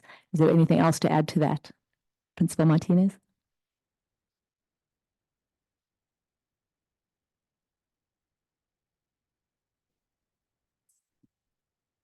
We've provided substitute safety for Big Five at the adult school. So HR gives us a list of all of our substitute teachers. They report to the adult school and we provide them Big Five training. And if it sounds like there was one that missed in the gap, then, we need to get that name and be sure that we, get the training going, right? Yeah. Thank you very much. Anybody else? Any? I'll wait. So, it's okay if I speak, Brian? Do you want any direction from us right now, or do you want to agendize this for a future meeting? If there's any direction to be given from all of you now, we will take that. But I do think you're going to need additional information just as far as cost estimates to be able to make some decisions. But I'm sure you have some direction to give at this time, and we'd love to hear it if that's the case. Okay, so my direction will be really quick because in the interest of time, and discussion capabilities, but I would just say, the top 5 that were recommended at each site, if we can have a plan, a detailed plan on how each one of those 5 will be implemented, you can plug in the cost estimates as well. Bring that back with your own recommendations of the priorities. I mean, they're already kind of prioritized, right? They've been filtered, kind of what has bubbled up is the top 5. That's what I would like to see at the next time, and then we can review it and we could discuss from there. That would be my direction. I will, just a quick on asking for direction. I love the geofencing. Would love to see more on that. No surprise for people that know me. Secondarily, though, when these are presented exactly the way Trustee Swanson mentioned, I do want that trade-off between educational time or educational opportunity and an implementation, just to be explicit. Like, this is how we're going to make sure that's not going to result in, lost education time, or if that makes sense. So that's my only direction in addition. Thank you so much for this detailed, look. Anybody else? I second all of that. I think that that's covered pretty Okay. much everything that I would want to give direction for. Well, but yeah, you have your direction, and Mike and Nick and George, thank you so much. And for the people that were waiting in the wings of part of your team, and Director Martinez too, thank you again, and everybody that contributed to this. I think it was really time well spent. I know when this first became an item, I asked, what are we doing? Why are we doing this? And I'm so glad that we did. I'm really grateful that we did this. So thank you. And for everybody that was here and participated in this, I think, again, it was really a productive chunk of time. So with that, we are going to move on to closed session.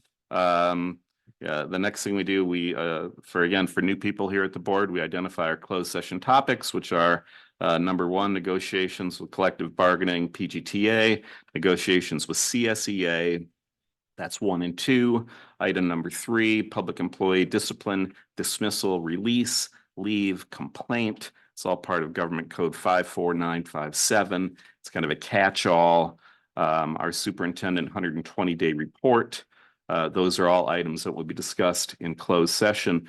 Dr. Adamson, I think do you have something you want to say before we go in to closed session? I've got something that I'll tag on to that too, as far as it comes to public comment, but. Correct. I think my statement is going to come after public comment. Okay. Yes, right. So as we move into public comment, and there's no board discussion because in public, because it's closed session, but we do welcome public comment. I want to remind anybody that has something to say at this moment that your comments are limited to 3 minutes and the entire topic is limited to 20 minutes. So I don't want to be rude, but if you go over 3 minutes, I'm going to cut you off. And if you're saying something, because I think that there could be various viewpoints on a particular item tonight, if you're saying something that somebody has already said, please consider the fact or the possibility that somebody else might have something to say that's different than what you're saying. So that all said, is there any public comment on closed session items for this evening? If so, I'd invite you to step up to the podium, and Lewis, you're watching online too, right? Right now we have nobody online.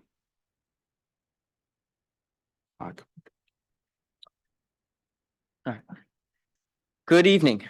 My name is Coben Dreisbach. I am a sophomore at Pacific Grove High School.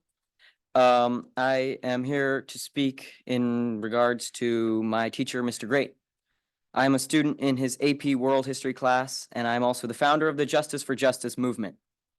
I speak now on behalf of so many of my peers that demand to see Mr. Great return to the classroom. As some of you might know, a few weeks ago, I started a petition to bring back Mr. Great, which has amassed over 140 signatures from students alone. The outcry against the removal of Mr. Great has been immense, and for good reason. The vast majority of the student body knows that Mr. Great is the most capable, valuable teacher at our school, whose knowledge, passion, and ability is second to none. The complaints against him and the response from the administration have also left me wondering why our school preaches so much about the acceptance of others despite their differences, when the administration clearly cannot handle an excellent teacher whose personality is a bit more brash and does not exactly conform to a certain narrow-minded perception of a teacher. Should we not be teaching our students to be accepting and tolerant of all personalities, even if they are not like our own? Some students might not like Mr. Great. I know this, but there are always going to be people we don't really like, and it takes all different kind of people to teach. There are many students, like myself, who learn better from Mr. Great and really connect with the way he teaches. We are now losing out on learning and compromising our academics because of the intolerance by some of a slightly eccentric but very capable teacher. Personally, I love Mr. Great more than any other teacher I've had. I would look forward to his class every day of the week and absolutely dread the time that the class ended. His teaching style is so wonderfully engaging, entertaining, and vastly knowledgeable, and I've learned immensely from him. It's also a breath of fresh air to not be treated as if I was a fourth grader, as some teachers do. I love how Mr. Great expected that we, as 10th graders, would be able to handle more mature topics and jokes. Now all of that has been ripped away from me and every other student he has taught. I would like to leave the board with a question that you all may ponder as much as you'd like. What are you doing to help the students? Let me explain. The sudden suspension of Mr. Great has left all his classes completely devoid of learning and in the hands of a much less than capable substitute. This has especially hit the AP class hard as all preparations for the exam have halted. We are still, after a month without Mr. Great, 2 weeks behind our regular schedule and missing much of the material we would usually receive. We've been left with a substitute who is not at all qualified for teaching a history class, much less an AP history class, and all learning has quickly faded away. The obviously poorly planned suspension of Mr. Great has had immense consequences for all his students, and any response to remedy this has not yet come. So I will ask once again, what are you doing to help the students of 10th grade history? If no answer comes to mind, let me offer you one. Right. I'm sorry to have to cut you off, but you are at your 3-minute mark. Bring back Justice Great. Thank you. Thank you for your comments.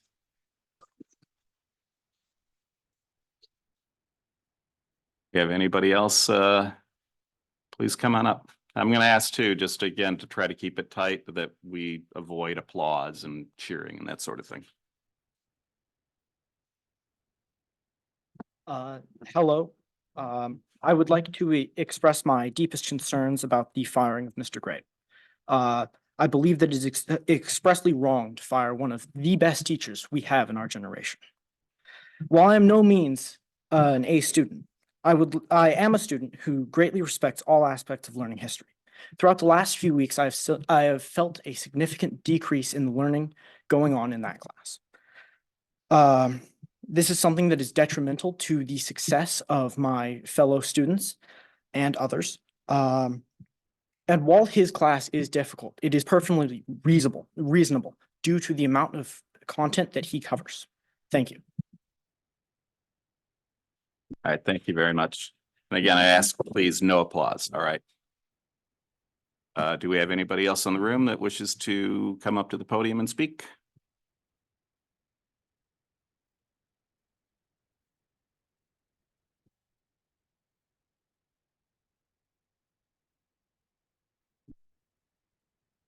While the substitute for history may be good, we have missed out on topics.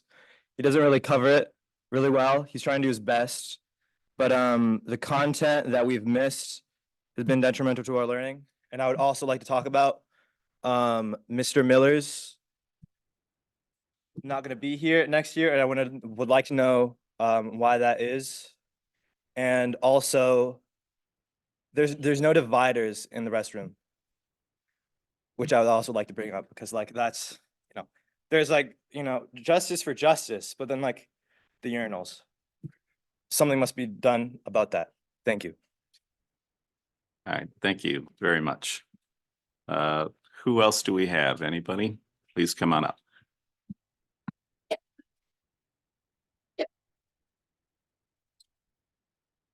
Good evening. This year, Mr. Great has been teaching almost the entirety of sophomore class and is also in charge of prepping a portion of that class for AP exam that is happening in late May, less than 1 month from now. However, the absence of Mr. Great has left these classes without preparation, and now students are facing the struggles of preparing for final exams and AP exams without their beloved teacher, Mr. Great. Mr. Great is one of the best teachers that I have personally had, and without him, I would not be able to stand up here or learn half as much history that I would have with any other teacher. He's the teacher that makes history exciting and easy to learn. He's the teacher that shows you how to pass your tests, the teacher that shows you how to keep running another mile than you thought you ever could. And he's the teacher that I believe is one of, if not the most dedicated to not only completing his job, but prepping students for the future in their academics. Thank you for listening. Thank you very much. And I remind everybody again, please hold your applause. Do we have anybody else who'd like to speak? Please come on up.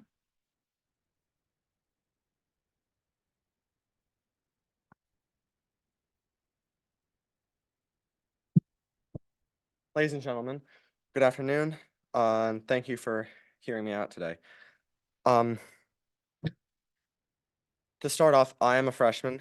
I haven't really had Mr. Great as a teacher yet, but I have met him many times and been able to occasionally sit in on some of his lectures. And he just has such a unique teaching style that I, as a history lover, feel engages me more than any other history teacher I've ever had. I really think that it would be devastating to the learning of incoming sophomores for next year, like I, and for all years to come, that he should be let go.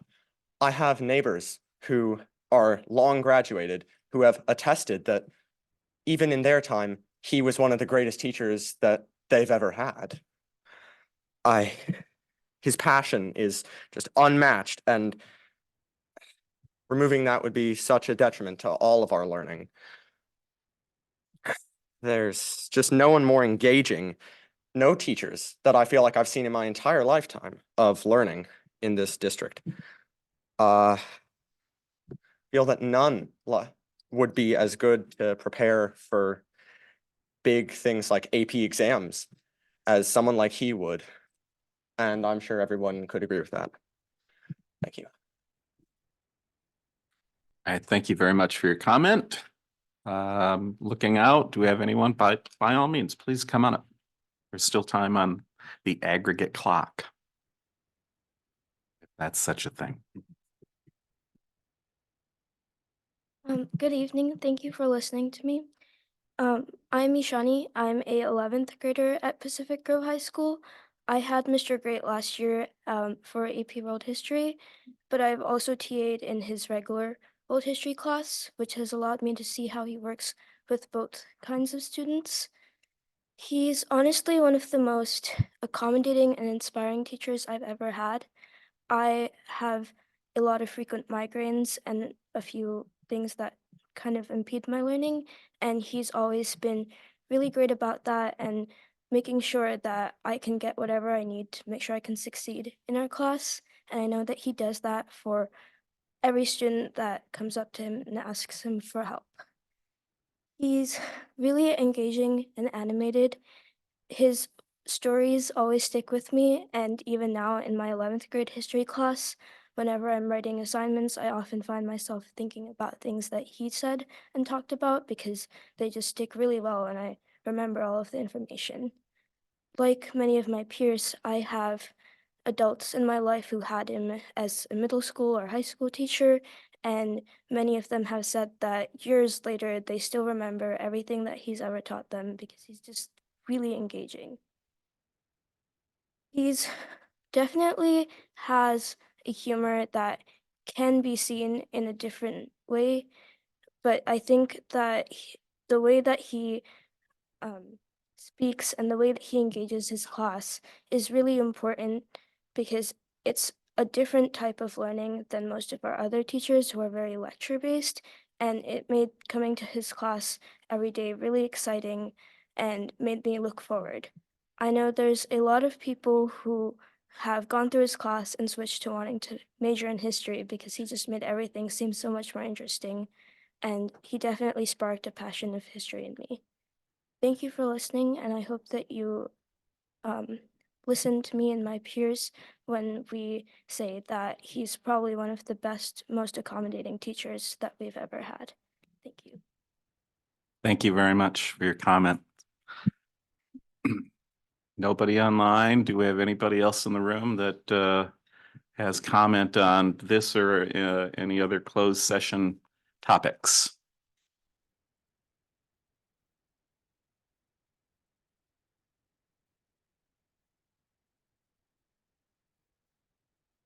My name is Matthew Schultz, and you've received a couple of my emails. I don't want to publicly air everything I've said in those emails, but I hope that you get the message. I would remind you, you're all public servants, and I'm a little offended that you would be upset that you would tell us not to applause. It doesn't take any more time to applause than it does to change speakers here. You're a public servant. And I would like to know, and it's been my impression from talking about this issue to other parents, to the PTA, that a few well-connected parents who think their children, who are upset with how their children are doing in the course, want to take Mr. Great down. Why are their children more important than these children and all the children they speak for?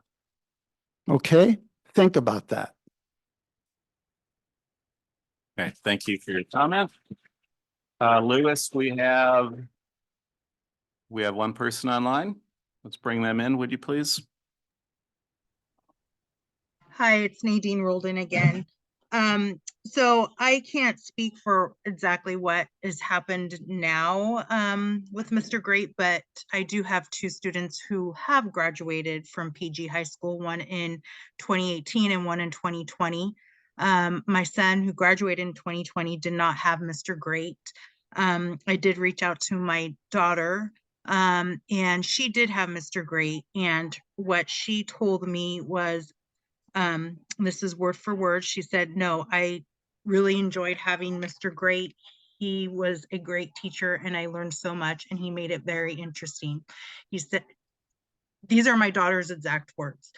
She said, people are just a little too sensitive nowadays and get offended over a lot of stuff that they probably shouldn't. And then we went on. So again, I don't know the situation now, but that's just from a past student. I reached out to a couple other students and my cousins who all graduated 2017, 2018, had Mr. Great, and they all vouched for him and said that they loved history because of Mr. Great. Again, I don't know the recent activities or what the situation is, but I thought I should just share my history that, or the history that I know, students that I know have had Mr. Great in the past. Thanks. Okay, thank you very much for your comment. Lewis, do we have anybody else online? Okay, I'm just going to look out at the room one more time. All right. Evening, folks. Forgive the disheveled appearance. I just got off a business trip from Seattle, just got off an airplane. But I'm here also to support the boys and girls and their teacher. I would say a couple of things. One, in my private life, in my work that I do, I'm the Chief of Labor and Employee Relations for the Pacific District of the VBA. So I hold people accountable for a living. That's how I pay my mortgage. And I agree with the comments from the young lady about the way that she has been affected by this. And I truly admire the comments the gentleman made here about the worth of these children, and why it is not more important than the worth of the few that may have been offended. And I would ask ourselves this, in our rush to hold people accountable, which again, what I do for a living, what are we preparing these students for? What are we preparing them for when we treat them with such kid gloves that we can't tolerate even the most mild of jokes and discussions and things that don't fit in that mold that one of these other young men spoke about so nicely? What are they doing? What are we doing? This is not the kind of teacher that we need to show the door. My son and I, William here, lived in Marina, California, where we had a beautiful home that we sold specifically to come to this school. That's the only reason why we sold our home and moved to Pacific Grove, to come to this school. And to think that we came from Marina to here to go to this school, and that a person like this teacher would be removed over something so trivial when he is so deeply beloved by his students, folks, that would be a travesty. That would be a travesty, and it would be a miscarriage of justice. And as a guy who fires folks for a living, I think that you're making a big mistake if you go down that road, and I ask you to please reconsider it. Thank you. Thank you for your comment. Do we have any other additional comments? Nobody online? Please come on up.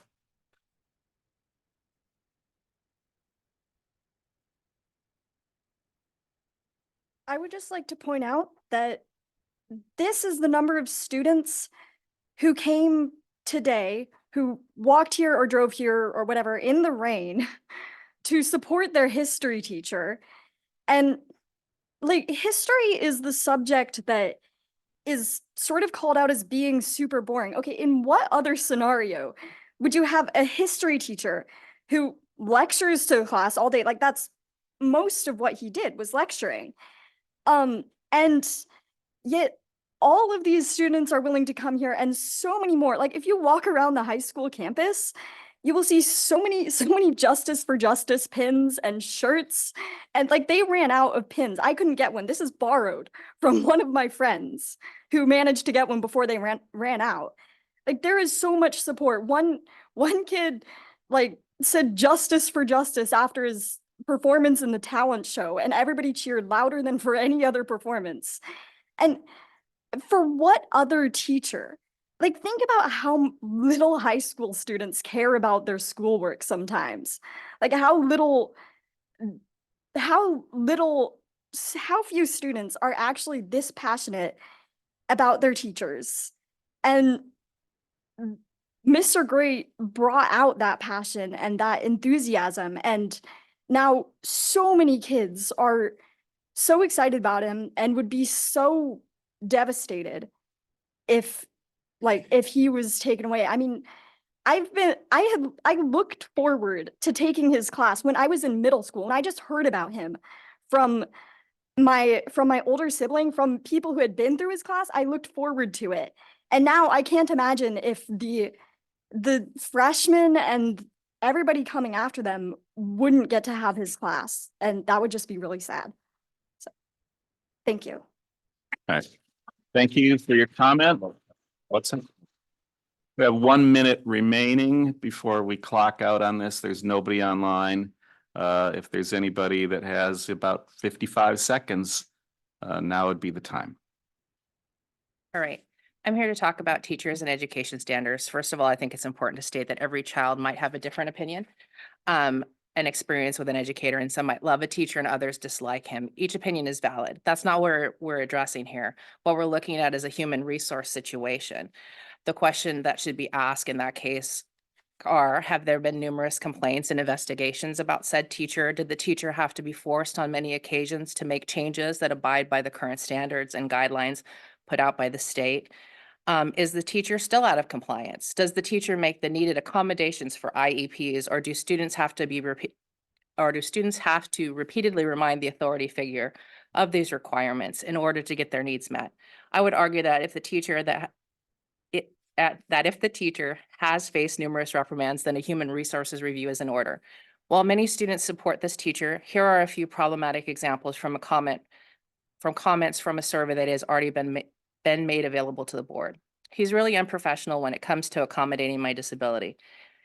Threw a cell phone out the door that hit someone, I believe, in the face, and threw a chocolate at me during detention so hard that it broke on the wall when I ducked.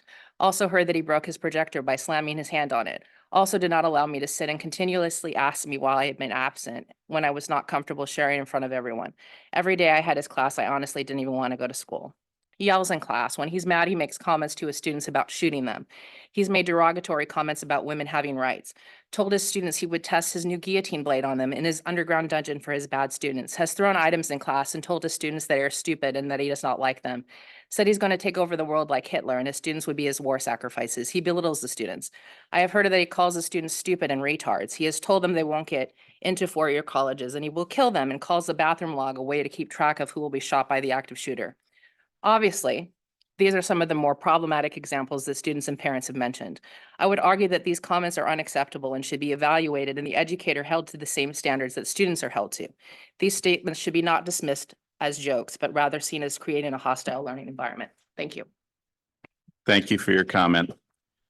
We are now even a little bit over 20. Appreciate that. And with that, we are going to adjourn to closed session. So thank you for everybody who came and spoke tonight. We'll see you. I'm not exactly sure when we're coming back because we're running long, so we may extend closed session to the end of the evening. We'll determine that once we're in the other room. Thank you very much. Thanks, everybody. Sorry we came back late. Things have been, and we'll continue to run long this evening, but not because it's unwarranted at all. So we're returning from closed session. Back there, we discussed negotiations with PGTA. Information was given. Same with CSEA. Information was received on both these. Also, public employee discipline dismissal release leave complaint, government code 54957. That was item 3. Information was received and direction was given. We are going to be going back into closed session after we finish here because we did not get to the superintendent's 120-day report. Moving on now, if we could all stand for the Pledge of Allegiance. And Dr. Adamson, would you be so kind to lead us?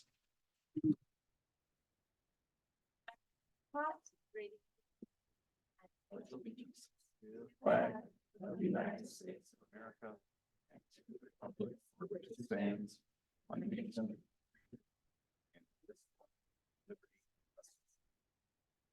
Thank you, everyone.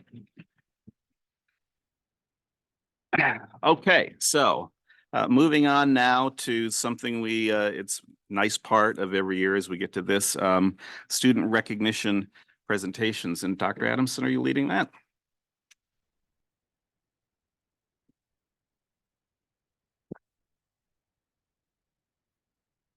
Well, good evening, everyone, and how wonderful to have you all here with us this evening. It's so good to see a full room and to be starting out tonight's meeting on something so positive.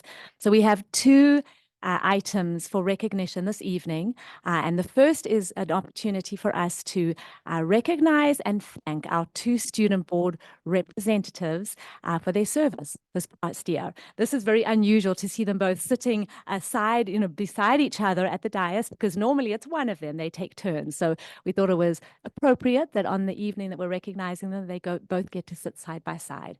I'm just going to start by saying, as I look at both of them, what a pleasure it has been for me to serve for a very brief time alongside both of you.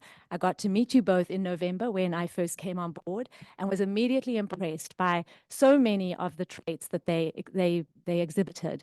When you talk about leadership, there's so many things that come to mind. In fact, I wrote down a couple of different definitions, but really what came through for me that really epitomizes who they are as leaders themselves. When you talk about leadership, it's about challenging. It's about challenging yourself to be something more than average. It's about showing integrity. It's about being willing to sacrifice because you know it's important. And you're not afraid to stand up for others and speak your mind when the time comes to being able to say something important that can also sometimes be hard. And I can personally say that I myself have sat here at the dais during quite difficult conversations where each one of them has shown incredible grace, integrity, have spoken their minds in an articulate manner, but with insight and with thought and kindness that comes through. And sometimes there have been opportunities where they've been asked to speak their mind and cast their vote, and they have casted their vote in opposition to some of the adults that have been sitting here at the dais, but with conviction and with rationale that really shows me that they've given it the thought that it requires. And that's what leadership is about. You're here representing the student body, and you've done so incredibly. And so it is my absolute honor to be able to present both of them this evening with a plaque that you will hopefully get to keep for many years to come, to really show appreciation for this year, your service as the 23-24 Pacific Grove Unified School District School Board representatives. And if you could all please join me in a big round of applause to recognize these two incredible students.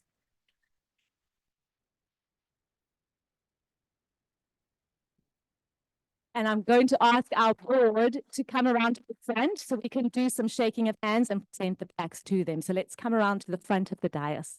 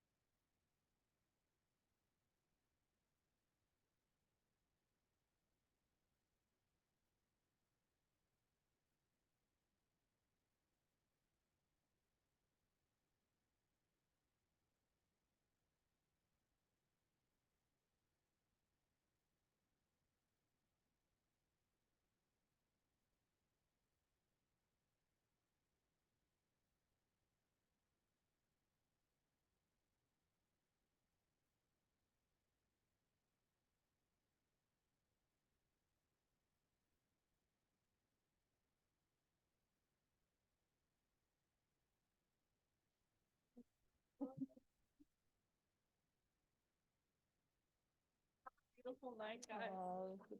Thank you for joining us, Daisy. We love you. Bye-bye.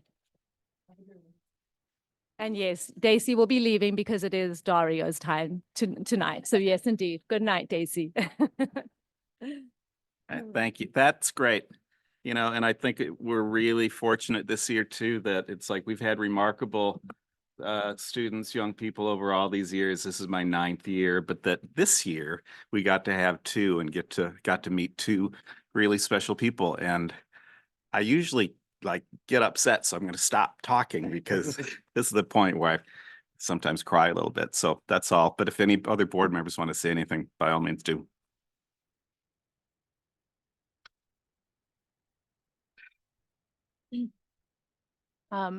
I just echo what Dr. Adamson said about both of our student board representatives. It's a strange role. I'll say as a board member, it's a strange role. The relationships are unlike anything else in my life. And for students to take that on with you've really excelled in that. It's been incredible. Yeah, it's very unique, and I hope you take the experience with you and put it on your resume and go further and further with it and run for office someday. For Daisy too. That's it. That's all I have. Thank you. Anybody else? No? Okay, so again, that's awesome. Let's move on to the second item, student state seal of biliteracy, which is something we've been doing the last few years now, and it gets better every year.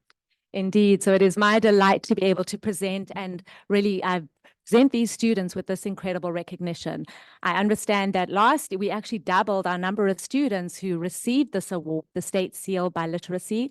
And so we are honored to be able to be bringing them forward this evening, those who could be here tonight. But we had a total of 42 students achieve this recognition. So I'm going to share just a little bit of information about what the award is, because I think it's important that everyone here tonight understands, how challenging it is to receive this. And it truly is quite an achievement.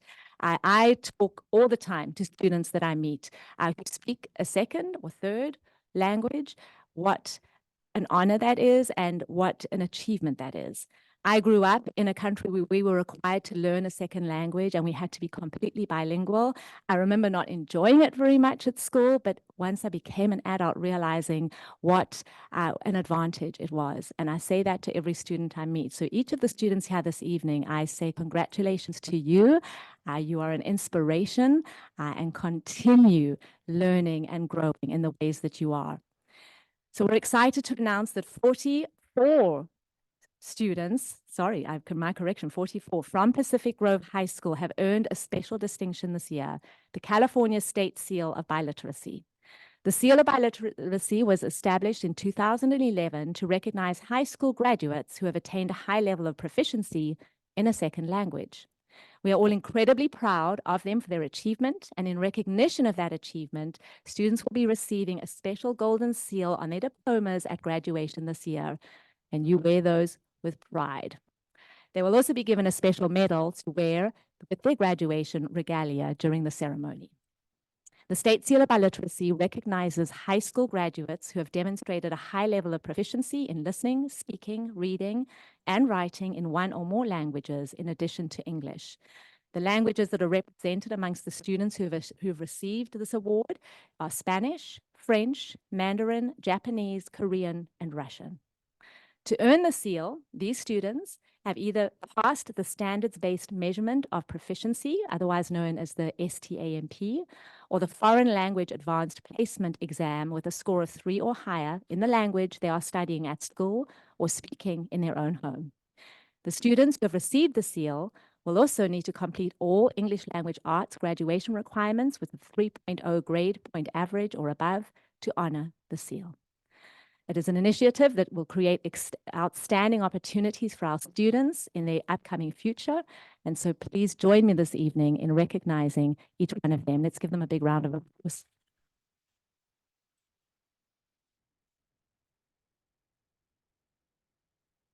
I would like to invite our teaching staff who is with us this evening. They are going to call each student by name, and I'm going to ask once again the Board of Trustees to join me in front of the dais so we can shake each one of these incredible students' hands.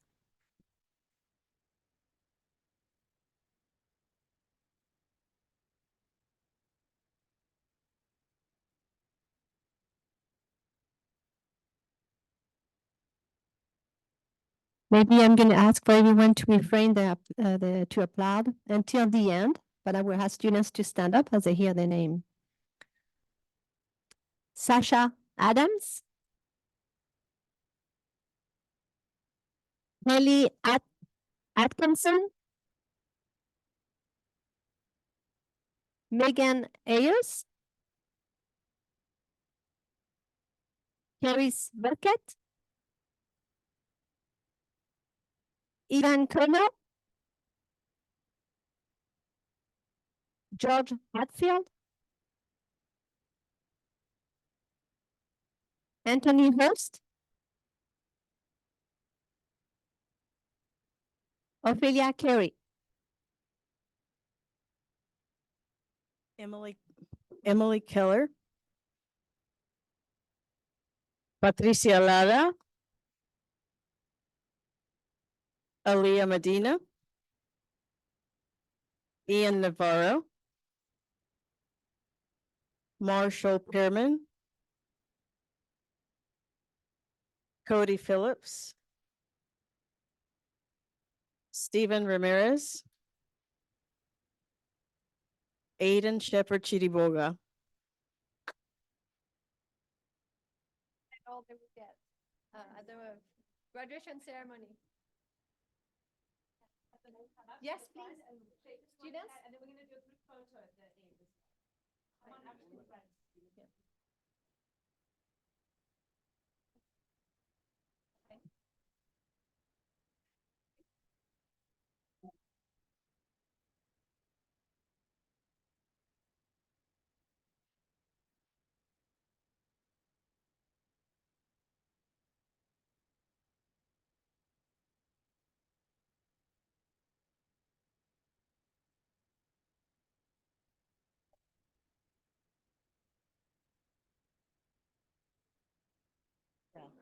We didn't think that we were recognizing that.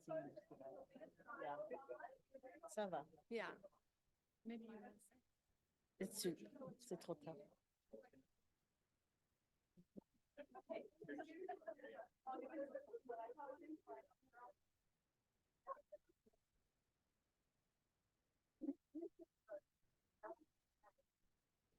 Okay, you gave him this. You gave him the medal? You wear? Yeah. Yeah, nice.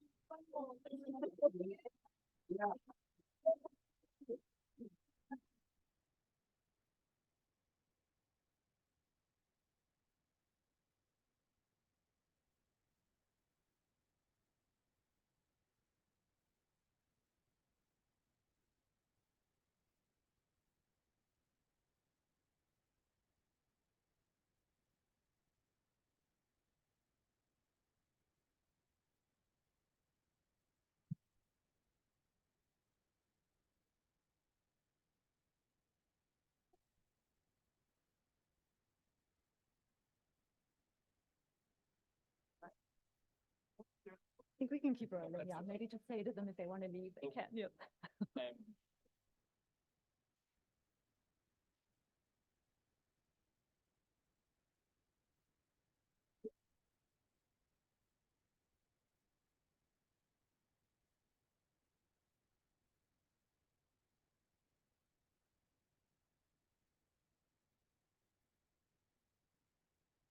We're not, we're gonna, no, we're gonna, Let's hop right yeah, into- we're gonna just keep rolling along. I know. Well, do we have to change it? Do-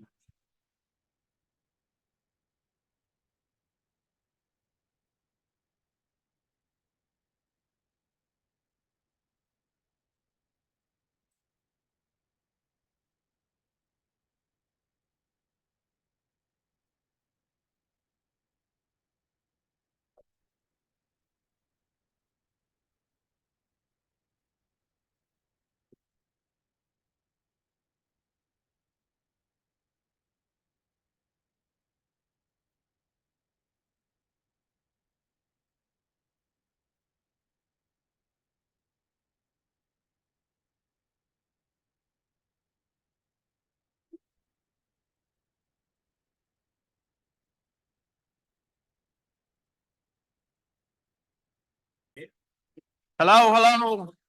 Here we go. Thanks, everybody. Moving on now after a little short break there, moving on to communications, written communications. I might have gone back a week too far, but I don't remember if we reported out written communications at the last board meeting. No, we didn't. So you Okay. did it right Okay, because great. it was special. So, March 7 letter relating to the high school photography program. March 8 letter, press inquiry relating to ABM Solutions contract. One from the Council on American Islamic Relations relating to numerous items, including celebration of Ramadan and the continuing conflict in Gaza. March 10 letter relating to a non-credible threat and also requesting an update on our work with Kimball and Associates. Numerous letters relating to a district employee, letter relating to site improvements, in particular classroom 39. One letter relating to TK registration for 24-25, one relating to I already said that, the non-credible threat. Letter requesting an update on shade structures. A letter relating to locked exit at PG Adult School, one relating to a non-working Zoom link from our March 21 meeting. A great email about breaker bots, and several letters relating to some confusion on public comment for March 21 meeting. I think I met the connection on that, but hopefully we not only clarified that for future meetings, but we can share that. It was far as just like, how do we come in for public comment, and when does that actually happen? And I think we all learned a lesson on that one. And then one letter sharing numerous awards our students received in the Scholastic Arts and Writing Awards, in particular for photography, which was, again, remarkable to see just the long list of awards or students that received awards. Board, were there other items or other emails?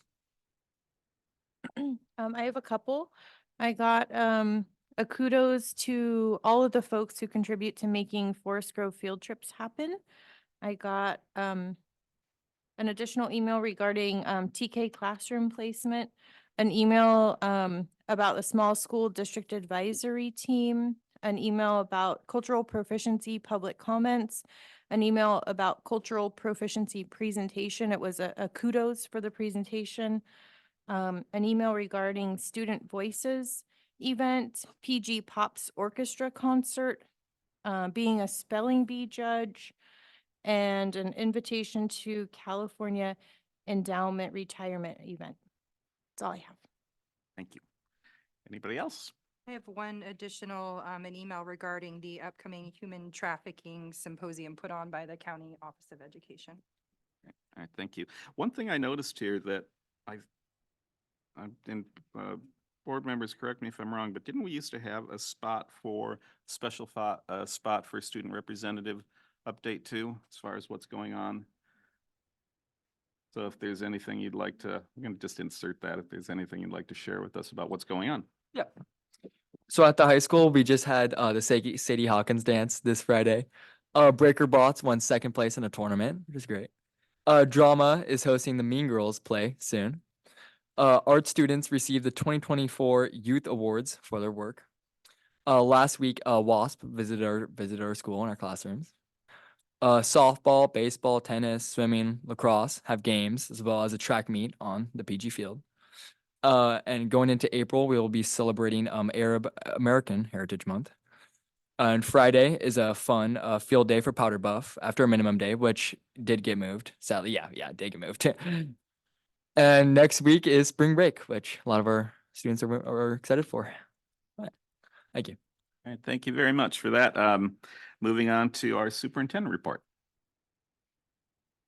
Oh, I'm sorry, you're right. I'm just jumbling it all up tonight. So board member comments. I have none. So let's move to my right. Okay, I'll talk quickly. I was able to attend the student interviews or be a interviewee at PG High School on the 22nd. And this is a mock exercise to help get our kids a little bit, excited and familiar with interviews. I thought about being on my phone the whole time to try to be that disinterested interviewer, but I wasn't. I was more professional, just to give that perspective. But I was really impressed with the professional demeanor, the honest answers to some difficult questions. And, one question I asked every student was about who they look up to. And the answers were pretty much unanimously either a parent or a teacher in the district, just again, highlighting the role that they play in our current student success. So that's it for me. Thank you. Just a quick point of order. I'm going to have to excuse myself. So thank you. Okay.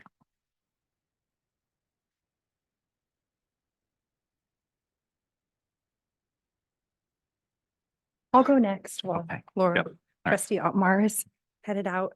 I was just going to touch on highlight of my week. I got to attend the middle school talent show, which was by invitation only because I had a child performing in the talent show, but it was incredible. I can't imagine something scarier than getting up on stage in front of your peers, like the entire auditorium full of your peers.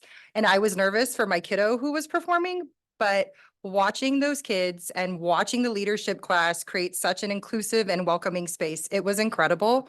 there were signs that said either applause or shh on the other side, because once you took the lid off and started cheering for the rest of your peers, it was really hard to put it back on. And it was just a really great event. I think it really speaks to the culture that that site is working on building, and it warmed my heart as a parent to watch every student being supported by all of their peers. And it was just a really positive thing. So thank you for putting that together, school site, and including me. And that's all. Great, thank you very much. I think we can come back to trustee Carolyn when she returns, but let's jump over to superintendent report. Wonderful. Well, thank you once again. Good evening, everyone. I just have a few wonderful things to report. As you know, that's typically what I try to focus on. But someone mentioned, I think it was Dario, that we had WASC. And WASC stands for the Western Association of Schools and Colleges. The high school went through the accreditation process. And in fact, our community high school will be going through it in the next couple of weeks as well. But essentially, what WASC helps is they assist high schools in developing and sustaining effective educational programs. They essentially assure the community and the general public, assure them that an accredited institution, and basically they come in to ensure that the goals that the school has set forth for themselves, that they are doing a good job at following through and carrying them out and supporting the needs of their students. So that's really the purpose, through the lens of two questions essentially that they ask. How do you know that all students are achieving based on our school-wide student goals and academic standards? And is the school doing everything possible to support high achievement for all of its students? It's an intensive process lasting over 3 days.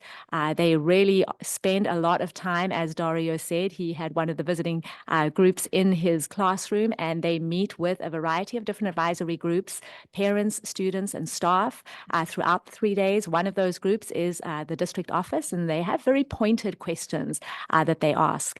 But essentially, there's a lot of work that's entailed in there. And so I see Dr. Hagwist at the back of the room and Mr. Garcia as principal of the school. They're significantly involved in the leading of that process and the work that goes into the time of their arrival, right? But before that has happened, a month prior to their arrival, there's an extensive report that is presented so that the visiting team can come prepared and really have their questions prepared and ready and know what they're going to be looking for. So kudos to Dr. Hagwist and Mr. Garcia and the team that were involved in that. Just a few areas to celebrate when they provided the report at the end of their visit. Just a couple of things that stood out to me. They really highlighted the fact that the Pacific Grove High School teaching staff stood out as a notable strength of the institution. They felt their creativity, professionalism, and enthusiasm contribute significantly to student engagement and learning outcomes. I thought that was an incredibly strong, bright spot there. They were also noticed the real-world experiential learning and community partnerships, specifically pointing out dual enrollment courses with MPC, which they feel enable students to enroll in advanced college level courses tailored to their interest. That was definitely a highlight there. And then really just they spoke to a foundation of equitable assessment and coursework. And those were just some of the highlights that were there. They will be presenting and letting the school know the official report and the outcome in June. So we look forward to receiving those official results. But my ability to be able to meet and, based on the feedback that I received personally, along with our district office staff on the day of our visit, it was very favorable. And so we anticipate, good news there. So once again, congratulations to the entire high school team for the work that went into that. And we look forward to doing it again with our community high school. Let's see, just a few quick congratulations. We had the winners of the 2024 Scholastic Awards in Photography. We had several winners at Pacific Grove High School, 48 awards total, 11 gold keys, 11 silver keys, and 26 honorable mentions. All of the gold key winners will actually advance to the national competition for a chance to win a national medal. So again, congratulations to students there and teacher Celia Lara for her incredible work and leadership of the students. Also looking at art, Mr. Kelly was really excited to let us know that last month we had 11 of our high school students. They were honored for their artistic regional achievements at the Youth Arts Award of 2024. And you can actually go and see their work on display anywhere between now and April 19th at the exhibit, which is at the reception is April 5th. from 7 to 8:30. And I forget exactly where no, it's at the Monterey County exhibit location. So if you do want to go and see their incredible work, I encourage you to do so. And then really just the last couple of weeks, I was delighted to be able to be involved in a couple of different events, one of them being the spelling bee at Forest Grove Elementary. Actually, trustee McNary and I were able to serve as judges for that, which was incredibly stressful. Not as stressful as the students up on up on the stage, obviously, but it was a lot of fun. And those students, wow, they were amazing.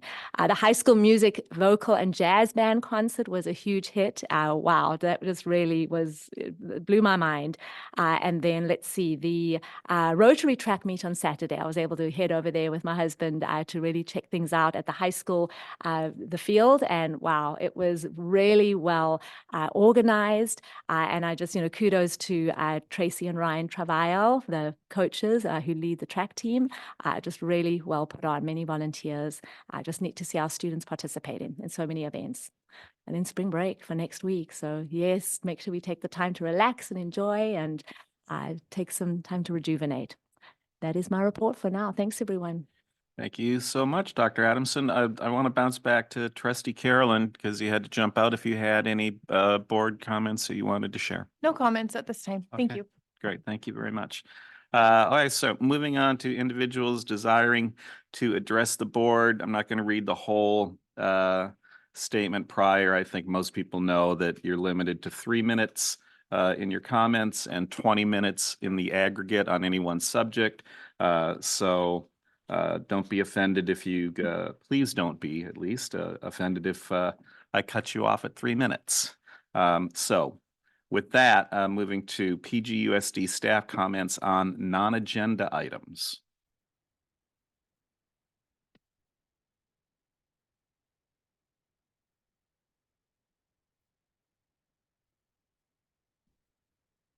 Good evening, board. Larry Hagquist, Assistant Principal, Pacific Grove High School. I just wanted to follow up on Dario and Dr. Adamson's comments about our WASC process. I have the good fortune of leading the WASC. I don't know if I would call it good fortune, but I led the WASC process over the last couple years. And even though that was my role, I would like to say that the process was successful because it was really, it took a whole team to make it happen.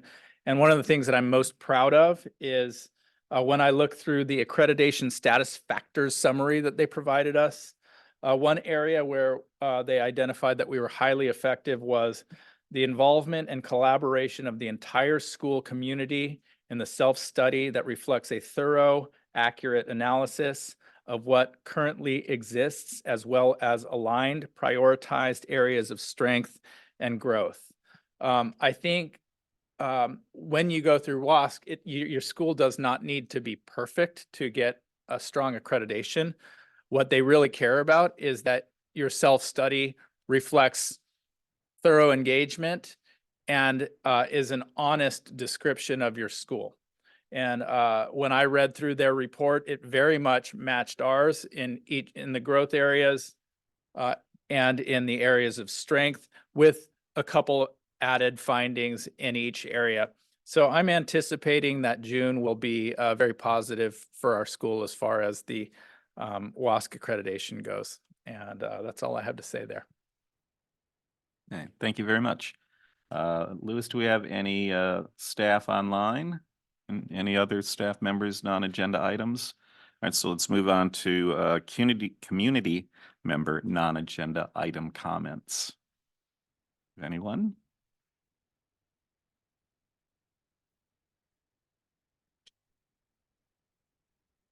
Beth Shamas.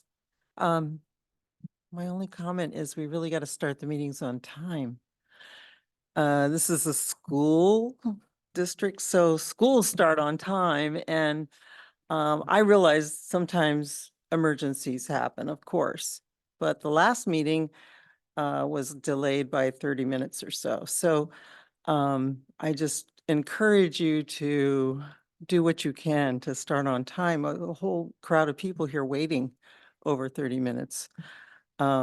one of the things maybe you can do is assign one of your board members to be a parliamentarian who does that, is one who kind of does the time check for you or helps you wrap it up. You're going to go back into closed session, so that's how it goes. Thank you. All right, thank you. Anybody else online or in the room? So, okay, nope, okay. So moving on to consent, which is a lengthy consent agenda now. I mean, we go all the way to what here? All the way through the letter U. These items are typically routine. That's why they end up on consent agenda in the first place. Is there any public comment in the room on the consent agenda? Seeing nobody. And Lewis, we have anybody online? No one. So, okay, board, anything on consent of concern, interested in polling or? Hi. I didn't mean to look at you when I said that. Just greeting you. Hi, Brian. I'm in approval of consent item B. However, I had a question that I asked prior and would like to ask in public, so I'm gonna pull it. But so that's why I would like to pull item B, consent B. Okay, all right. So we're taking B off of consent. Fellow board members, anybody else? Trustee McNary? Nothing for me, thanks. Trustee Dr. Hazen? All right. How are you feeling about consent tonight? You're good? Okay. All right. So can we get a motion to approve consent with the removal of item B? I'll make a motion to approve consent minus item B and to move item B immediately after. I'll second. All right. All right. All in favor? Student advisory vote first. Yeah. All right. The rest of us all in favor, say aye. Aye. Aye. Anybody opposed? Nobody. Okay, so it passes unanimously. And let's move on to consent item B.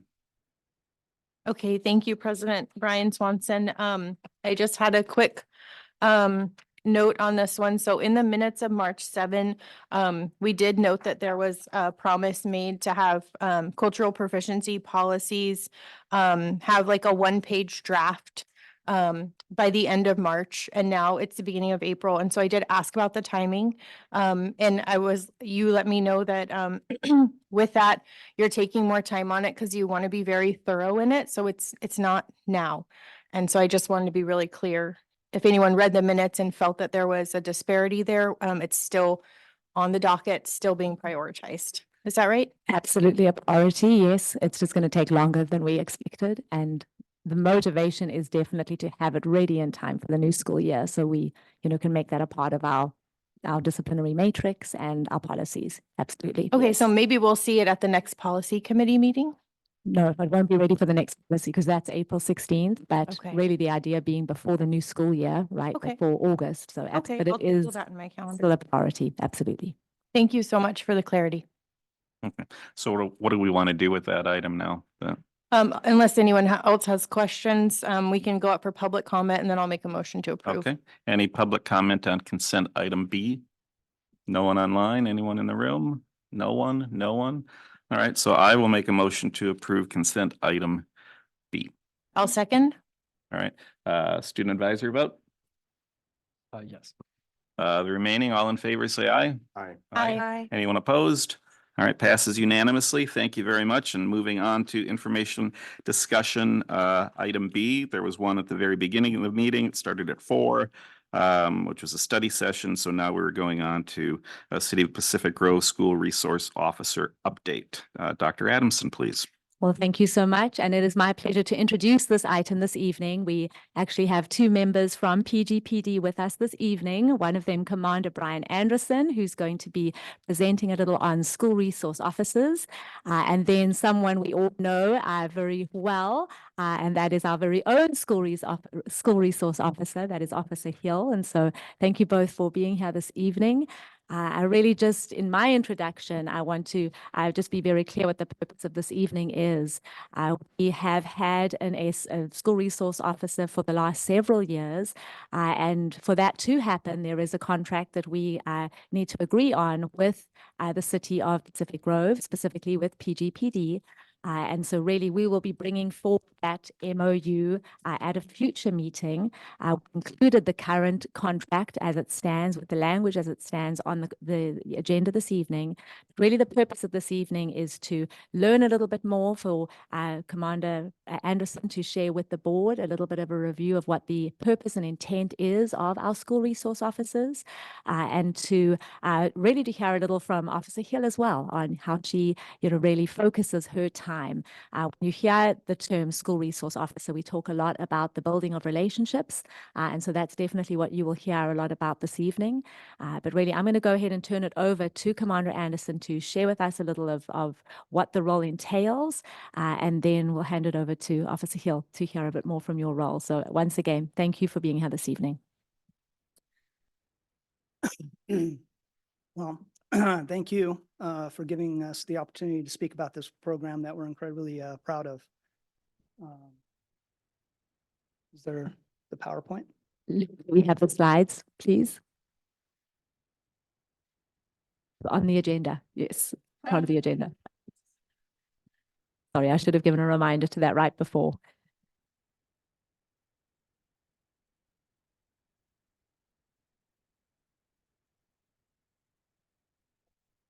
Why don't we do that? Thank you so much, Officer Hill. All right. So while we get that sorted, hello, everyone. My name is Andrea, and I am the School Resource Officer for PGUSD this year, and hopefully for many years to come. I love it so much.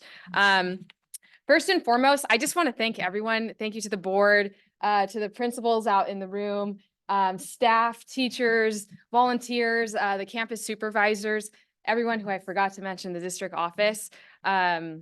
The amount of compassion and empathy that goes into the success of our students is like beyond belief. And I think you only realize how much goes in when you get to live it firsthand. I think for me, this is my first year working in a school setting, and it's a lot of work, but boy, is it rewarding. I can tell you that. I learned a lot. I learned a whole new vocabulary and language. I'm no longer an op, which is wonderful. And I've learned a lot. I've learned dance moves. The kids are like super pumped down. They tell me everything. But I think most importantly, the biggest thing I learned as an SRO is just how meaningful and how influential this position really is. It's cool to see the transition from the students. At first they're like very tentative. They're unsure. They're like, who's that person in the uniform? And then it just takes like one basketball game or one interaction or a readathon or something, and just to break the ice there. And now they're super confident. They're very excited. I pull up in my patrol car and they like run towards the vehicle, and it's really rewarding. And it means a lot. I think I told Dr. Adamson the other day, I also work patrol sometimes when school's not in session. And I kid you not, I worked it yesterday, and the 2 calls that I went on, both calls, I hear from 100 yards away, kids screaming, Officer Hill, which is epic. And sometimes I have to be like, shh, this is like important stuff. But also too, encountering those kids when you're on patrol calls and everything like that. There have been times where the students are kind of fearful, and then they see a familiar face, and it makes it a lot more easy for them, so to speak. I wrote flashcards because I was super nervous. Y'all are a lot more intimidating than the 5th graders that I normally talk to. But yeah, I wrote so many things because it's hard to put all of the positives that come out of being an SRO. And obviously too, I always like to joke and have fun with the kids and just make the most out of everything. But I just want to stress my top priority is the safety of our schools. And I take that very serious. In a way, I explain to people I've become kind of like a mama bear, and all the students are my kids. So I will hover around all the schools throughout the day. I'm very present. That's my goal. And then hopefully with with that, I deter, you know, and hopefully prevent potential threats, but very protective over our schools and our students. And that's for sure my main priority. And then along with that, I hope to be just a positive role model and a good mentor to the kids and just a resource to them. I'm very passionate about helping them in their academic careers. I made a lot of mistakes growing up. So now I'm like, this is my opportunity to turn those around and help these kids. You know, I didn't have someone holding my hand to get me into college. So now I've learned a lot. I've taken all the long paths. So now I can hopefully help these students and keep them safe. And yeah, I just want to thank you so much again. Phew. That was a lot, but thank you so much. And yeah, hope to see you all around. Cool. Thank you.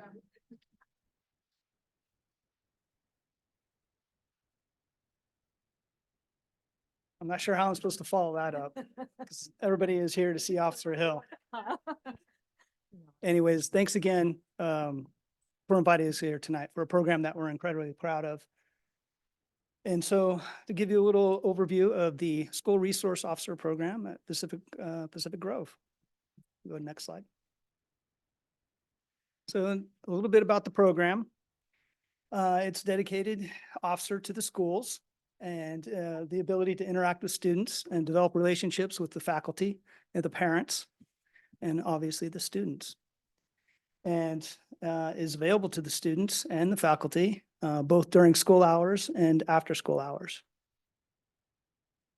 And teaches the DARE program and other safety educational programs, and is available for after-school activities.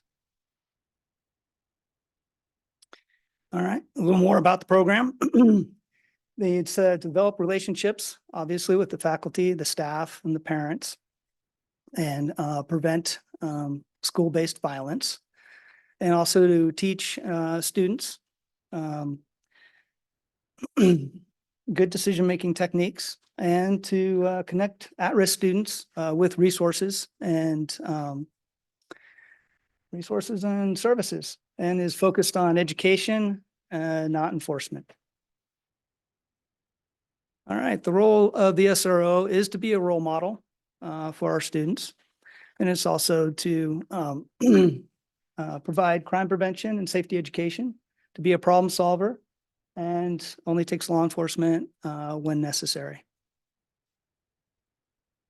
Some of the other benefits is you have an assigned officer to the schools that knows the campuses intimately, and also creates bonds and relationships with the students and can recognize if a student is struggling or having a difficult day. And lastly, is invested in the program, the students, developing community on the campuses. So DARE, the DARE program, drug abuse resistant education.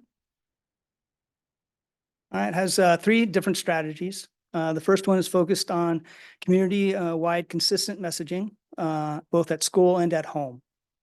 And long-term, multiple, and repeated contacts with the students to give the students an opportunity to understand the information at increasingly complex levels, and gives the students an opportunity to practice real-life skills and support the knowledge of good decisions.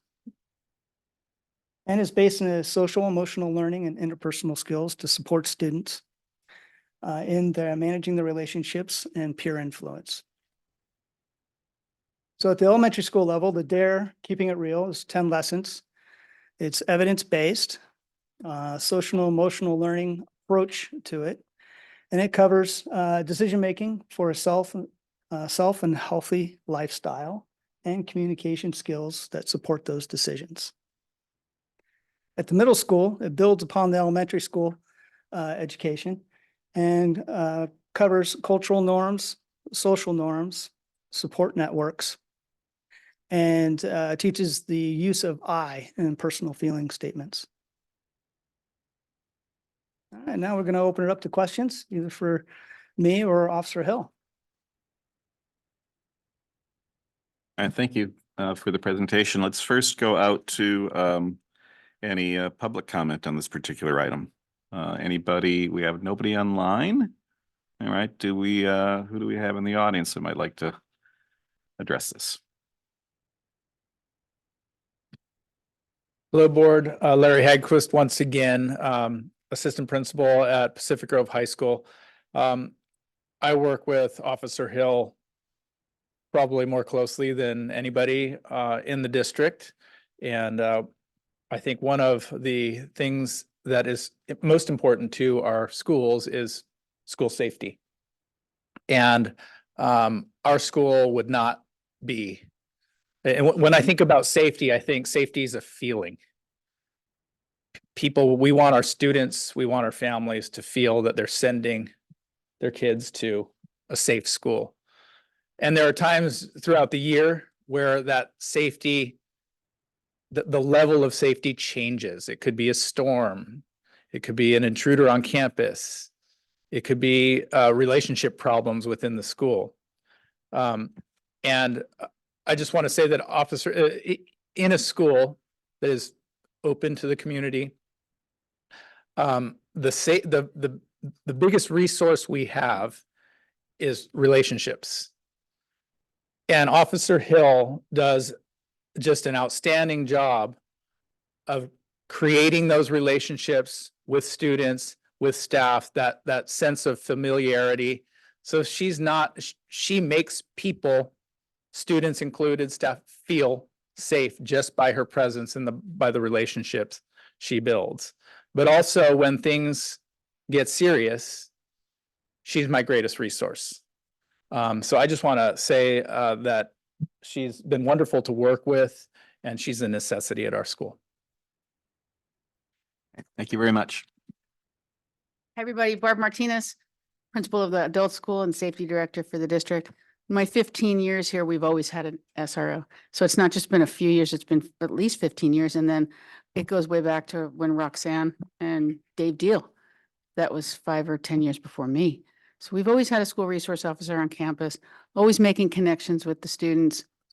You know, if there's ever a place where anyone doesn't feel safe on campus, I know that schools are a safer place with having an SRO on campus. SROs they're not there to intimidate. They're not there to charge anybody with anything. They're there to build a relationship and make people feel safe. So when she says students run up to her car, I'm not going to doubt that in a minute. And when she's out there playing soccer with the students and the staff, I see it. She comes into the adult school. She's on our soccer league. She's out there in the community. She's community policing. She's doing everything that she needs to do to make the relationships happen. So I really would encourage you to support having an SRO on our campus. And just like Kimball said today in our safety report, he wishes we could have an SRO or 5 SROs or more campus supervisors. We do need more people on our campus like Andrea who are positive impact. Thank you. Thank you very much.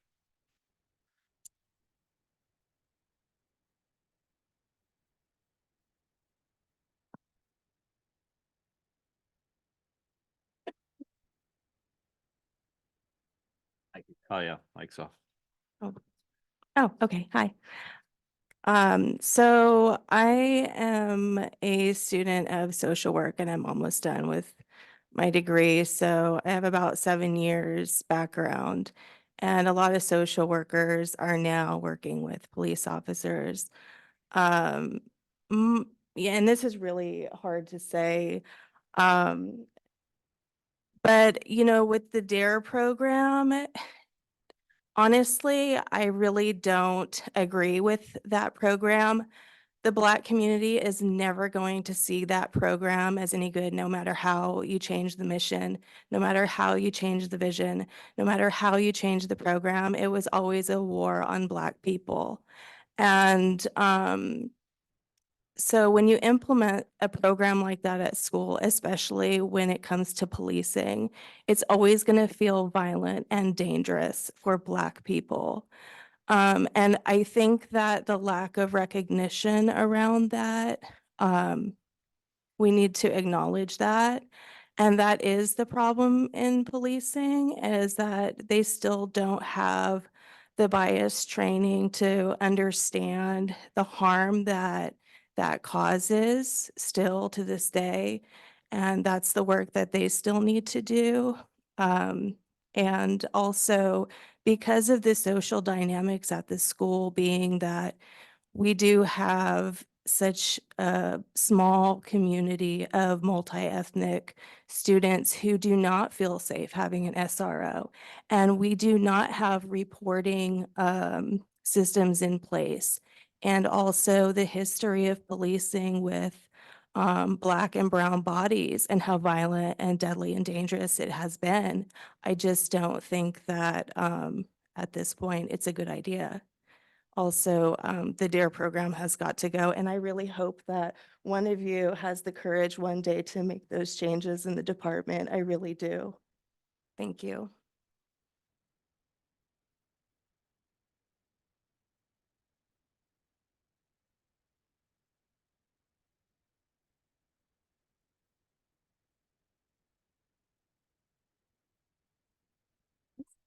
There it is. Okay, hi. Mary Riedel, interim principal at Robert Down.